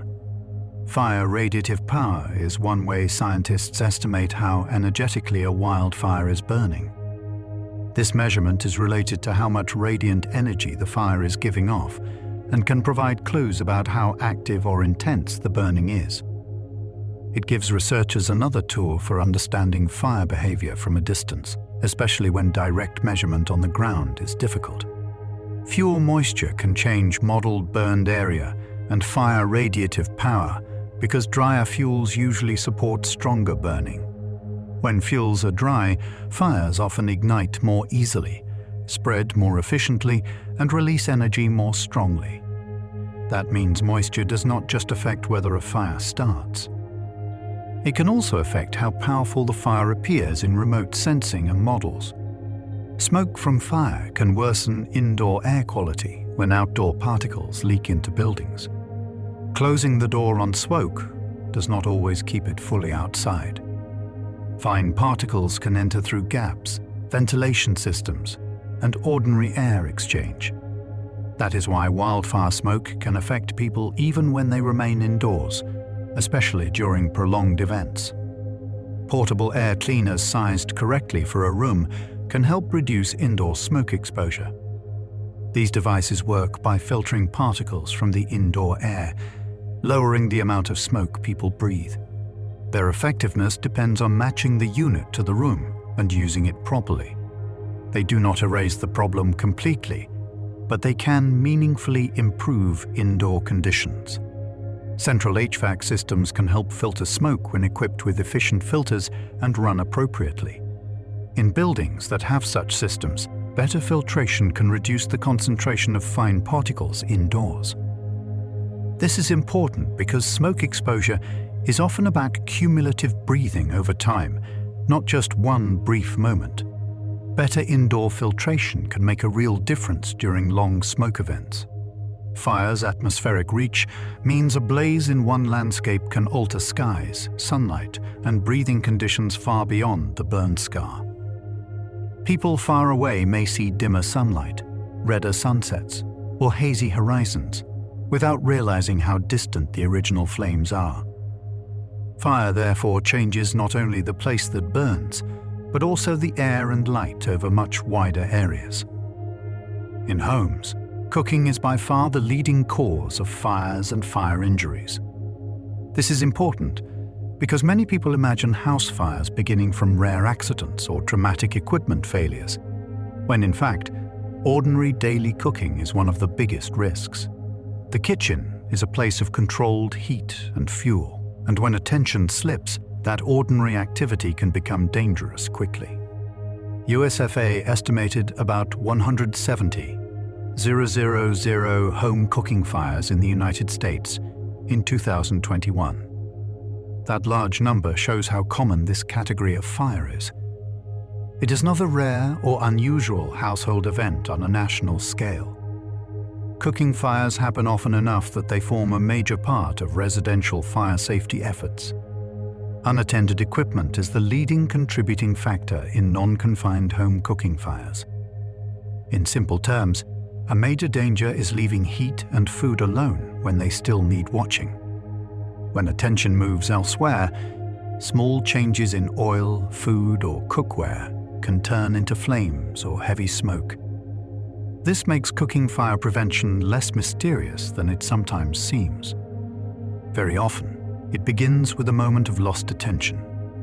From 2017 to 2019, cooking accounted for 51% of all residential building fires responded to by US fire departments. That means more than half of those fires began with cooking. This is a powerful reminder that fire risk is woven into ordinary household routines. Prevention, therefore, has to focus not only on rare emergencies, but also on the most everyday use of heat in the home. Cooking was also the leading cause of residential building fire injuries in that period. So the issue is not only that cooking starts many fires, it also causes harm at a high rate. That makes kitchen safety especially important, because the place where people prepare food is also one of the places where fire injury most often begins. Fire in a compartment such as a room can change dramatically when ventilation changes. A room fire is not controlled only by the amount of fuel present. Air supply matters just as much. If oxygen availability changes because of a door, window, or opening, the fire's growth rate and behavior can shift very quickly. Opening a door or window can introduce oxygen and increase fire growth. In an oxygen-limited fire, fresh air can act almost like a sudden new resource for combustion. The fire may intensify because the reaction can proceed more vigorously once oxygen is available. This is why ventilation in structural fires has to be understood carefully and never treated casually. In some cases, adding ventilation can push a room fire toward flashover. That means the fire may transition from a more limited state into a far more dangerous one. Fresh oxygen can feed the heated gases and materials inside the room until conditions worsen rapidly. The change can be swift enough to transform the entire situation in moments. Flashover is the transition toward a fully developed compartment fire. At this stage, heat in the room becomes so intense that many exposed combustible surfaces ignite nearly at once. Instead of one localized fire, the whole space begins participating much more completely in burning. It is one of the most dangerous thresholds in structural fire behavior. Flashover is dangerous because conditions can become unsurvivable very quickly. Temperatures rise sharply, radiant heat becomes extreme, and escape becomes far more difficult. This is not simply a bigger version of the earlier fire. It is a major shift in the room's thermal and combustion environment. Ventilation is so important in structural fire behavior that firefighters study when and how openings are made. Doors, windows, and other openings are not just access points. They are also pathways for oxygen and heat flow. Because of that, fire crews treat ventilation as a critical tactical decision with real effects on how the fire behaves. Modern fire research has shown that oxygen-limited fires can become much more intense when fresh air is introduced. This finding has changed how people think about some enclosed fires. A fire that appears quiet may actually be waiting on oxygen rather than lacking heat. When air enters, the response can be much stronger than an observer expects. Smoke alarms respond to fire in different ways depending on the sensing technology used. Not all alarms detect the same fire conditions equally well. Some are better at recognizing fast flaming fire, while others are more sensitive to slower, smokier burning. Understanding that difference helps explain why alarm design matters. Ionization smoke alarms are generally more responsive to flaming fires. These fires tend to produce smaller combustion particles and develop quickly, and ionization technology is often better at noticing those conditions. That makes this type of alarm useful for a certain fire profile, especially one involving rapidly developing flames. Photoelectric smoke alarms are generally more responsive to smoldering fires.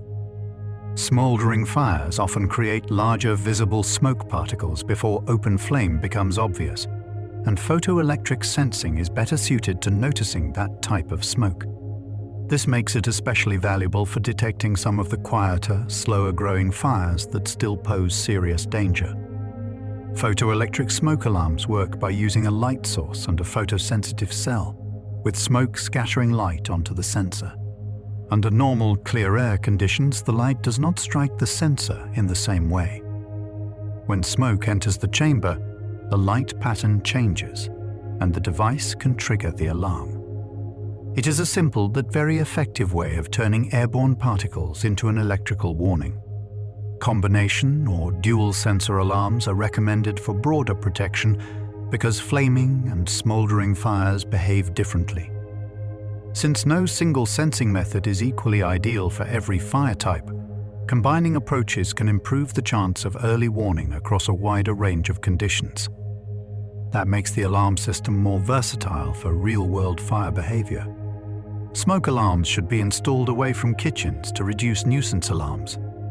Kitchens naturally produce steam, smoke, and airborne particles during normal cooking, and placing an alarm too close can lead to repeated, unwanted activation.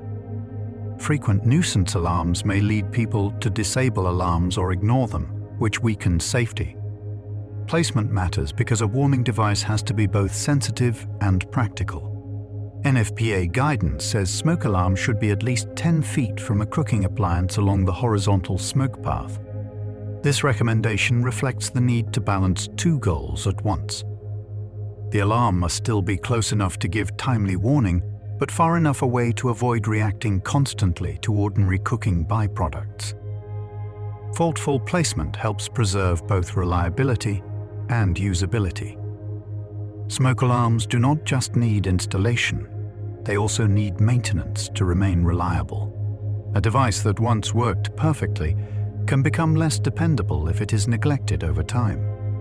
Dust, aging components, power issues, or simple wear can reduce performance. Fire safety devices are not set-and-forget tools. They work best when people remember that warning systems need care just as much as they need placement. In home fires, missing or non-working smoke alarms are a major reason occupants are not warned in time. This is one of the most important realities in home fire safety. A fire may begin quietly while people are asleep, distracted, or in another room, and without a working alarm, there may be little or no early warning. In many cases, the difference between escaping safely and being trapped comes down to how quickly people are alerted. Fire safety is not only about flames. Toxic smoke is often the more widespread life threat. A room does not have to be filled with visible fire to become dangerous. Smoke can spread rapidly, reduce visibility, irritate the lungs, and carry harmful chemicals. In many fire emergencies, the smoke reaches people before the flames do. That is why understanding fire means paying attention not only to heat and burning, but also to what enters the air. Carbon monoxide is one of the toxic gases that can be produced in fires and other incomplete combustion situations. It is not limited to one narrow type of event. Any process that burns fuel without enough oxygen can create it. That includes not only visible fires, but also faulty appliances, engines, and enclosed burning situations. It is one of the most serious hidden products of bad combustion. Because carbon monoxide has no warning odor or color, people may not realize they are being exposed. Smoke at least gives visible and often obvious signs, but carbon monoxide does not. A person can remain in a dangerous environment without the senses providing a clear alert. That invisibility is one reason why combustion safety requires devices and planning, not just human awareness. Common non-fire emergency sources of carbon monoxide include generators, engines, heaters, and furnaces, all of which rely on combustion. This shows that carbon monoxide danger is connected to burning in general, not only to dramatic flames. Even equipment used for everyday heating or power can become dangerous if poorly ventilated or malfunctioning. The chemistry of incomplete combustion is the same basic risk appearing in different forms. The same incomplete combustion chemistry that makes fire smoky can also make it more poisonous. When a fire burns less efficiently, it tends to release more partially reacted substances into the air. That means the fire may be not only dirtier in appearance, but more harmful to breathe around. Efficiency in combustion is therefore not just an engineering issue. It directly affects the danger to living beings nearby. Building fire behavior depends on fuel load, room geometry, and ventilation conditions. A room fire is shaped by how much can burn, how the space is arranged, and how air moves in and out. A small, well-ventilated space may behave differently from a larger, sealed one, even if the same kind of fuel is present. Fire in buildings is never just about one burning object. It is about the whole space becoming part of the event. Structural fire research uses full-scale and reduced-scale experiments to understand hazards such as flashover and backdraft.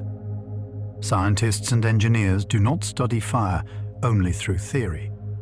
They also recreate fire conditions in controlled experiments so they can observe how heat, smoke, and gases behave. These experiments help build safer buildings, better tactics, and more accurate understanding of what makes indoor fire so dangerous. The danger in enclosed fires comes not only from heat, but also from smoke, toxic gases, and reduced visibility. Even before the temperature becomes unbearable, a room can become deadly because the air changes, the smoke thickens, and sight becomes poor. People may struggle to breathe, lose orientation, or fail to find exits in time. Structural fire danger is therefore a combination of thermal, chemical, and sensory hazards. Post-fire landscapes often have less shade and more exposed soil, changing temperature and moisture near the ground. When fire removes vegetation and canopy cover, the ground becomes more open to sunlight, wind, and drying. That can alter how quickly soil warms, how long it holds moisture, and what kinds of plants can begin growing there. Fire therefore changes not just what is present, but the basic physical conditions of the place afterward. Fire can modify wildlife habitat by changing cover, food availability, and plant structure. Some animals depend on dense vegetation for shelter, while others do better where the land has opened up. A burn can remove hiding places in one moment, but later it may create new feeding opportunities as fresh plants grow back. Habitat is not fixed, and fire is one of the forces that reshapes it.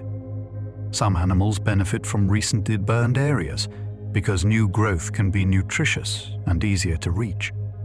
After fire, plants often return in tender young forms that are attractive to grazing or browsing animals. In dense landscapes, fresh post-fire growth may also be easier to see and access. That means a recently burned area, though harsh at first glance, can later become useful feeding ground for certain species. Fire can trigger plant succession, pushing a community toward a new stage of growth and species composition. Once an established set of plants is disturbed, other species may move in, grow quickly, or take advantage of open space and changed light. Over time, this can shift the character of the landscape. Fire is therefore not only an ending, it is also a beginning point for the next ecological stage. Fire can recycle nutrients locked in dead organic matter back into the ecosystem. Leaves, fallen branches, and other material contain nutrients that may remain tied up for long periods. Burning can convert some of that material into ash and simpler forms that re-enter the soil system. This is one of the reasons fire can act as a reset mechanism in certain ecosystems, changing the availability of nutrients for future growth.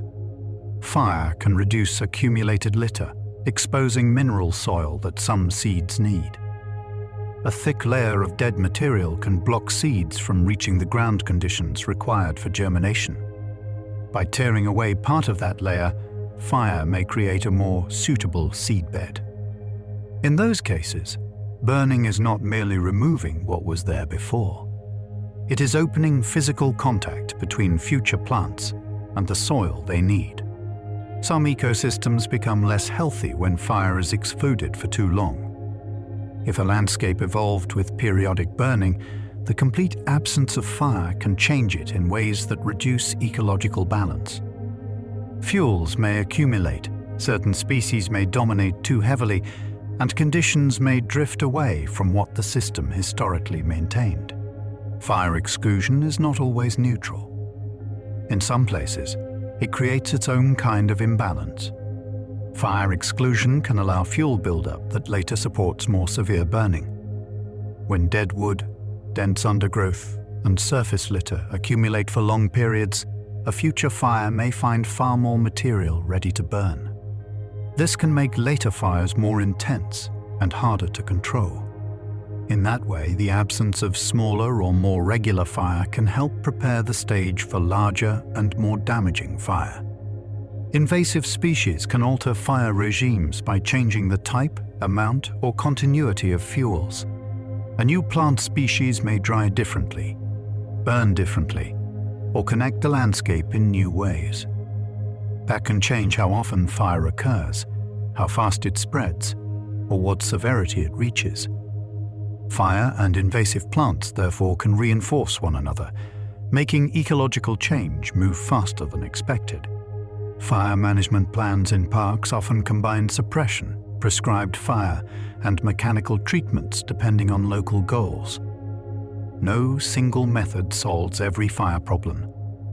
In some places, active suppression is needed to protect people or valued resources. In others, prescribed burning helps restore ecological process. Mechanical removal of fuels may be used where burning is too risky or as preparation before a burn. Fire management is usually a blend of tools, not a single answer.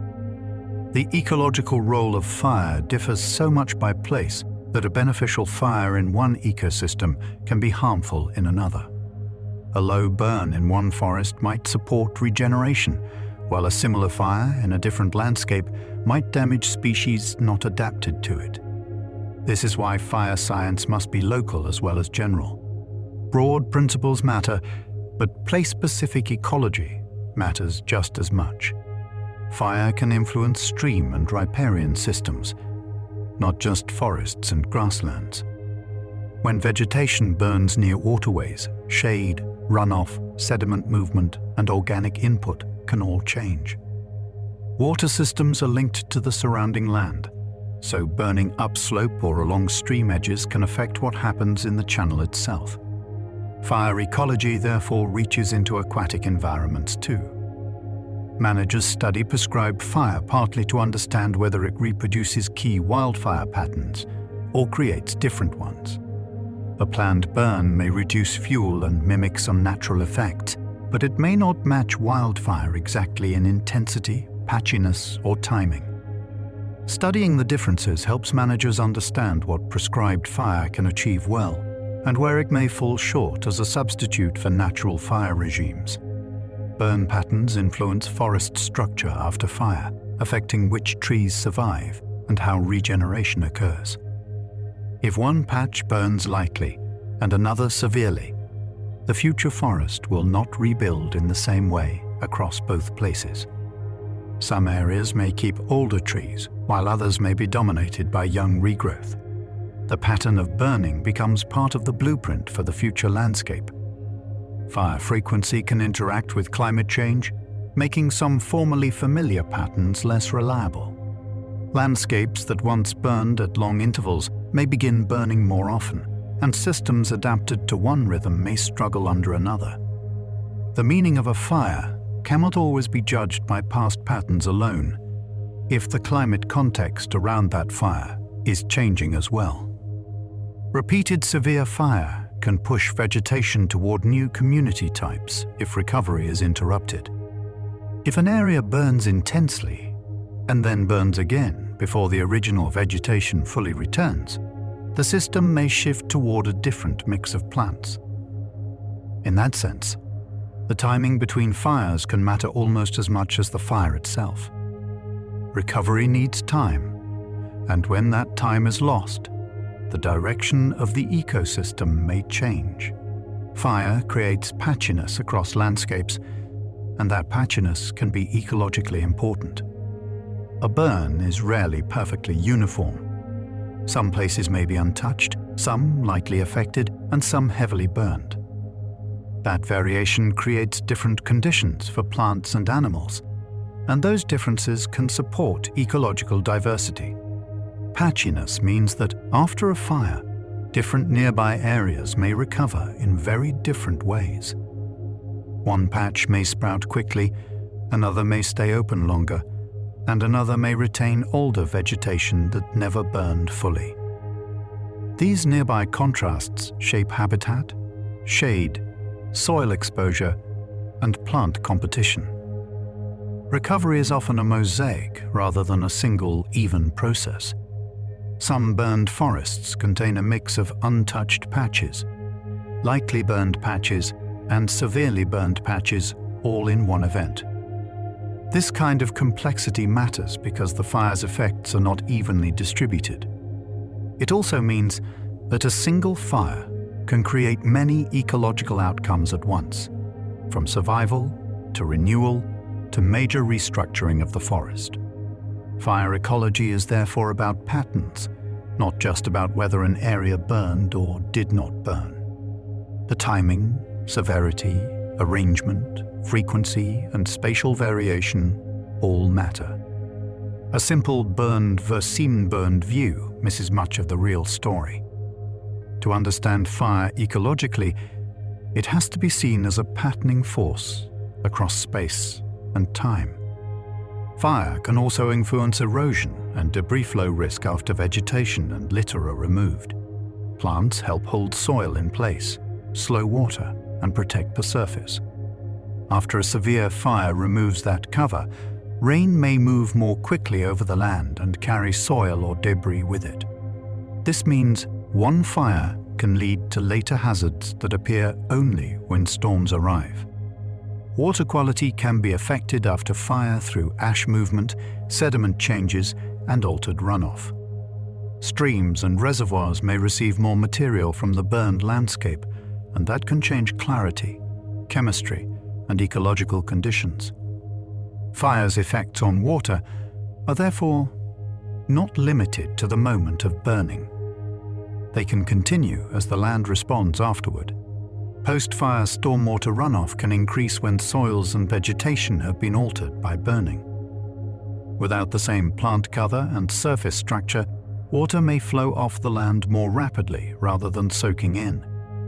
This can lead to flashier runoff, greater erosion, and more transport of ash and sediment. Fire and rain together often create consequences that neither would cause alone. Fire may create conditions that favor some native species while disadvantaging others. No burn affects every species equally. Some plants and animals are well suited to post-fire conditions, while others may decline or take longer to return. This selective effect is one reason fire can reshape ecological communities without eliminating life altogether. Some fire-following species are most successful only in the window shortly after a burn. They may depend on open sunlight, exposed soil, reduced competition, or nutrients newly released by fire. If that window closes as vegetation thickens again, their opportunity fades. In this way, fire can create temporary ecological moments that certain species are uniquely prepared to use. In chaparral, fire recovery is strongly shaped by the size and extent of the burn as well as the species present. A small fire may leave many nearby seed sources and shaded edges, while a larger fire may create a more exposed and uniform recovery zone. The composition of species already present also affects what comes back and how quickly. Recovery is therefore shaped by both the burn pattern and the biological community. Small burns can have different edge effects from large burns, which can influence invasion by non-native species. The edges of a burn often experience different light, wind, and seed movement than the deeper interior. Those differences can matter for which species enter and establish. The geometry of a fire can therefore influence future plant composition in subtle but important ways. Fire-adapted landscapes often depend not merely on fire happening, but on the right type of fire happening at the right interval. Too frequent, too severe, too mild, or too rare can each push the system away from its historical balance. What matters is not fire in the abstract, but a certain rhythm and pattern that the landscape has long been shaped by. A fire regime includes frequency, intensity, season, size, and pattern, not just whether fire occurs. This broader term helps ecologists talk about fire in a fuller way. Two places may both burn, but if one burns often in mild spring fires and another burns rarely in severe late-season events, they have very different fire regimes. The details matter, Fire can reset competition among plants by temporarily removing dominant species. A species that had been shading or crowding others may lose that advantage after a burn. That creates an opening where less dominant species can establish or expand. Fire, in this way, can act as a force that reshuffles ecological opportunity. Fire can create open sunlight conditions that favor species that would otherwise be shaded out. Some plants need bright conditions to grow well and cannot compete under a dense canopy. When fire opens the landscape, those species may suddenly gain the advantage. Light itself becomes one of the important post-fire resources. Fire management is therefore often a balance between protecting people and preserving ecological process. Too much suppression can alter ecosystems, but too little protection can endanger communities and infrastructure. Managers are often trying to hold both realities at once: fire as natural process and fire as hazard. In many natural systems, the absence of all fire can be as ecologically unusual as too much fire. This may seem surprising because fire is often thought of only as damage. But in landscapes shaped by recurring burns, complete exclusion can be a major disruption. The land may begin changing in ways that are just as historically abnormal as extreme fire itself. Wildfire smoke has become a growing public health concern because large fires can expose huge populations to airborne particles. A fire does not need to reach a city with flames to affect that city's health.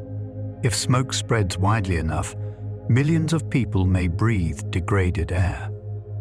This scale is part of what makes wildfire smoke a major modern health issue. Smoke from prescribed fires can also affect health, but the planned timing allows communities more chance to prepare. Because the burn is intentional, agencies can often choose weather conditions, issue warnings, and reduce surprise. The smoke is still real, but preparation changes the public health picture. Controlled fire can therefore offer more planning than uncontrolled wildfire smoke events. Much of the health concern around smoke centers on PM2.5, fine particles with diameters of 2.5 microns or less. These particles are extremely small, far smaller than what the eye can see individually. Their size matters because it affects how long they remain in the air and how deeply they can be inhaled into the body. PM2.5 is concerning because particles that small can reach deep into the respiratory system. Larger particles may be trapped earlier in the nose or throat, but finer particles can travel farther inward. This is one reason wildfire smoke is treated as a serious health risk, rather than simply an unpleasant smell or haze. Wildfire smoke is a complex mixture, not a single substance. It contains fine particles, gases, and changing chemical compounds that depend on the fuel and burning conditions. Because of that complexity, smoke exposure cannot be fully understood by thinking of it as one uniform pollutant. It is a moving mixture created by combustion and then altered by the atmosphere. Smoke composition changes with the kind of fuel, the moisture in that fuel, and how efficiently it burns. A smoky, smoldering peat fire is not chemically identical to a fast-moving crown fire. Dry grass, wet wood, peat, and structures each contribute different materials and burning conditions. That means smoke from one fire season or one ecosystem may differ significantly from another. PM2.5 emissions can vary several-fold depending on combustion efficiency. Cleaner, more complete burning may produce fewer fine particles than less efficient combustion. This relationship matters for both science and public health, because the same amount of burned material can result in different smoke burdens depending on how the fire actually burns. Lower PM2.5 emission factors were measured in EPA research from slash piles than from burning forest crowns. That comparison shows that fire type matters. Even if both events involve biomass burning, the structure of the fuel and the way it burns can change particle emissions significantly. Scientific comparisons like this help refine how smoke is modeled and understood. Fire behavior can also be understood through the idea that energy is constantly moving and transforming rather than staying still in one place. When something burns, energy flows outward as heat, light, and motion in gases. This flow continues as long as the reaction has fuel and oxygen. Thinking of fire as movement instead of a fixed object helps explain why it grows, spreads, fades, or changes shape over time. Even a very small flame contains an enormous number of microscopic reactions happening at once. At any moment, countless molecules are colliding, breaking apart, and recombining into new forms. These reactions happen far too quickly and in too great a number to be seen individually. What appears calm and simple from a distance is actually a constant, detailed dance of chemistry, unfolding in every direction. Fire can be thought of as a boundary between two worlds, unburned material and transformed material. On one side, fuel exists in its original form. On the other side, that fuel has been turned into gases, heat, and residue. The flame front is where this transformation happens most actively, marking a shifting line where change is taking place. The gentle flicker of a flame often reflects small changes in airflow that are too subtle to feel. Even tiny currents in the air can alter how fuel and oxygen meet, causing the flame to lean, stretch, or pulse.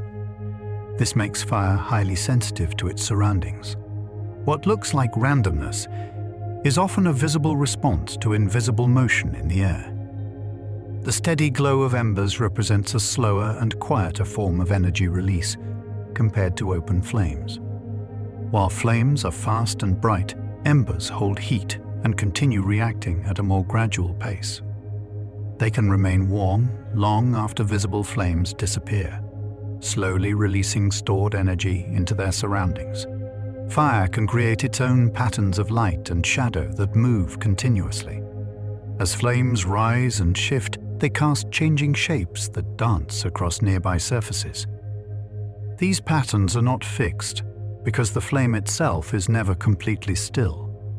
Light from fire is always in motion, reflecting the dynamic nature of combustion. The warmth from a fire spreads outward in all directions, gradually fading with distance. Close to the flame, heat feels strong and immediate. As you move farther away, the warmth becomes softer and less intense. This gentle fading of heat shows how energy disperses through space rather than remaining concentrated. A flame often appears soft at its edges because the reacting gases blend gradually into the surrounding air. There is no sharp boundary where the flame suddenly stops. Instead, there is a transition zone where temperature and chemical activity slowly decrease. This gives flames their smooth and flowing appearance. The quiet rise of smoke carries with it tiny particles and gases that were once part of solid or liquid fuel. As these materials heat up and break apart, they become airborne. Smoke is therefore a record of transformation, showing how matter changes form during combustion and moves into the atmosphere. The shape of a flame can stretch, shrink, or bend, depending on how air flows around it. In still air, a flame may rise straight upward. In moving air, it may lean or flicker. These changes happen continuously, making every flame slightly different from moment to moment. Firelight often appears warmer in color compared to electric light sources. This is because of the specific wavelengths of light produced by glowing particles and hot gases. The warm tones can feel calming to the human eye, even though they are the result of energetic chemical reactions. The steady crackle of a fire can be understood as the sound of internal changes within the fuel. As heat builds, small pockets of moisture or gas expand and escape, creating brief sounds. These sounds are part of the physical transformation taking place inside the material. Fire gradually transforms structured material into simpler forms. Complex molecules break down into smaller gases and particles, while minerals remain behind as ash. This process simplifies the original material while releasing energy into the environment. The glow of a flame can be seen even in darkness because it produces its own light. Unlike objects that reflect light, fire generates light directly through its energy release. This makes it visible even when no external light source is present. The warmth of fire can be felt without touching it because energy travels through radiation. This allows heat to move across space, reaching skin or objects without direct contact. It creates a sense of presence, even at a distance. Fire often appears calm when it is small, but it still follows the same principles as larger fires. The same chemistry, heat transfer, and airflow patterns are present, just on a smaller scale. This makes even a tiny flame a complete example of combustion in action. The gentle movement of a flame reflects a balance between rising hot gases and incoming cooler air. This balance keeps the flame alive while also shaping its motion. If that balance changes, the flame may grow, shrink, or go out. The color transitions within a flame can reveal different temperature zones. Some parts may glow brighter or appear slightly different in color, showing variations in how energy is being released. These differences are subtle but meaningful. Fire creates a continuous cycle where fuel becomes heat, and that heat helps ignite more fuel. This cycle continues as long as conditions allow. It is a repeating process that feeds itself while gradually consuming the available material. The soft fading of a fire happens when heat is no longer enough to sustain the reaction. As fuel runs out or conditions change, the energy released decreases. The flame becomes smaller, less bright, and eventually disappears. Even after a fire seems to end, warmth may linger in the surroundings. Objects that were heated can slowly release that stored energy back into the air.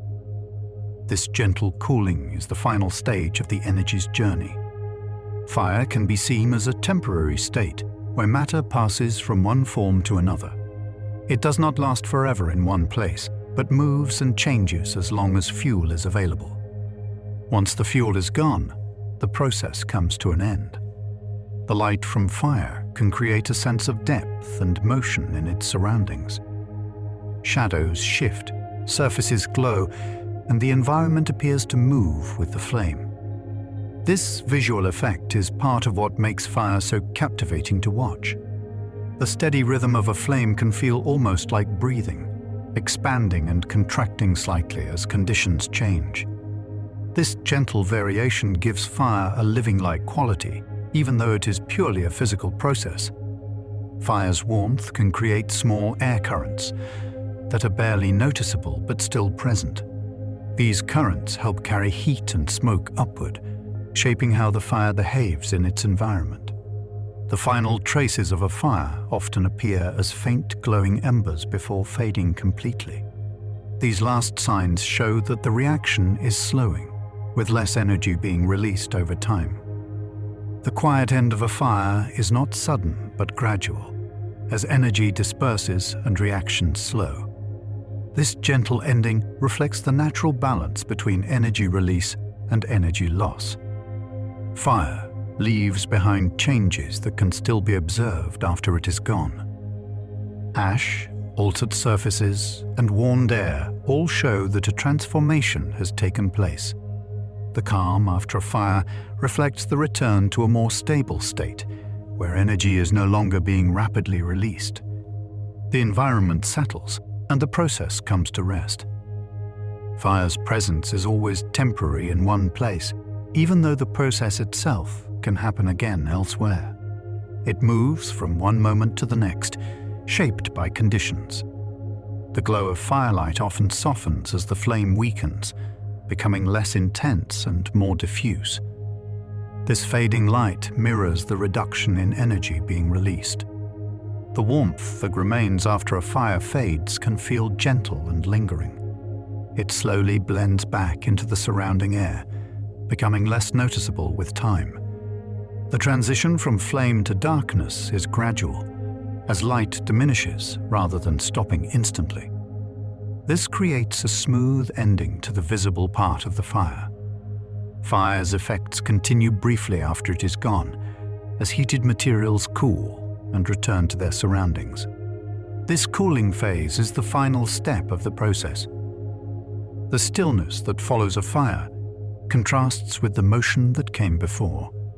Where there was movement and energy, there is now quiet and balance. Fire can be understood as a moment of transformation within a larger cycle of matter and energy. It does not create or destroy energy, but changes how it is expressed. The gentle fading of heat and light marks the completion of the combustion process. What remains is a quieter environment, shaped by what has already occurred. The memory of fire can be seen in the changes it leaves behind, even after the flame is gone. These traces tell the story of what happened. The slow cooling of surfaces after fire reflects the release of stored energy back into the environment. This process continues quietly after the visible fire ends. Fire's light gradually disappears as the reaction slows, leaving behind darkness once again. This return to darkness is part of the natural cycle. The final stage of fire is a return to stillness, where no more rapid reactions are taking place. The environment settles into equilibrium. The soft end of a fire can feel calm, as motion, light, and heat all gently diminish. This quiet transition completes the process, and as the last warmth fades into the air and the final glow softens into stillness, everything settles into a quiet balance, where nothing rushes, nothing burns, and the world simply rests.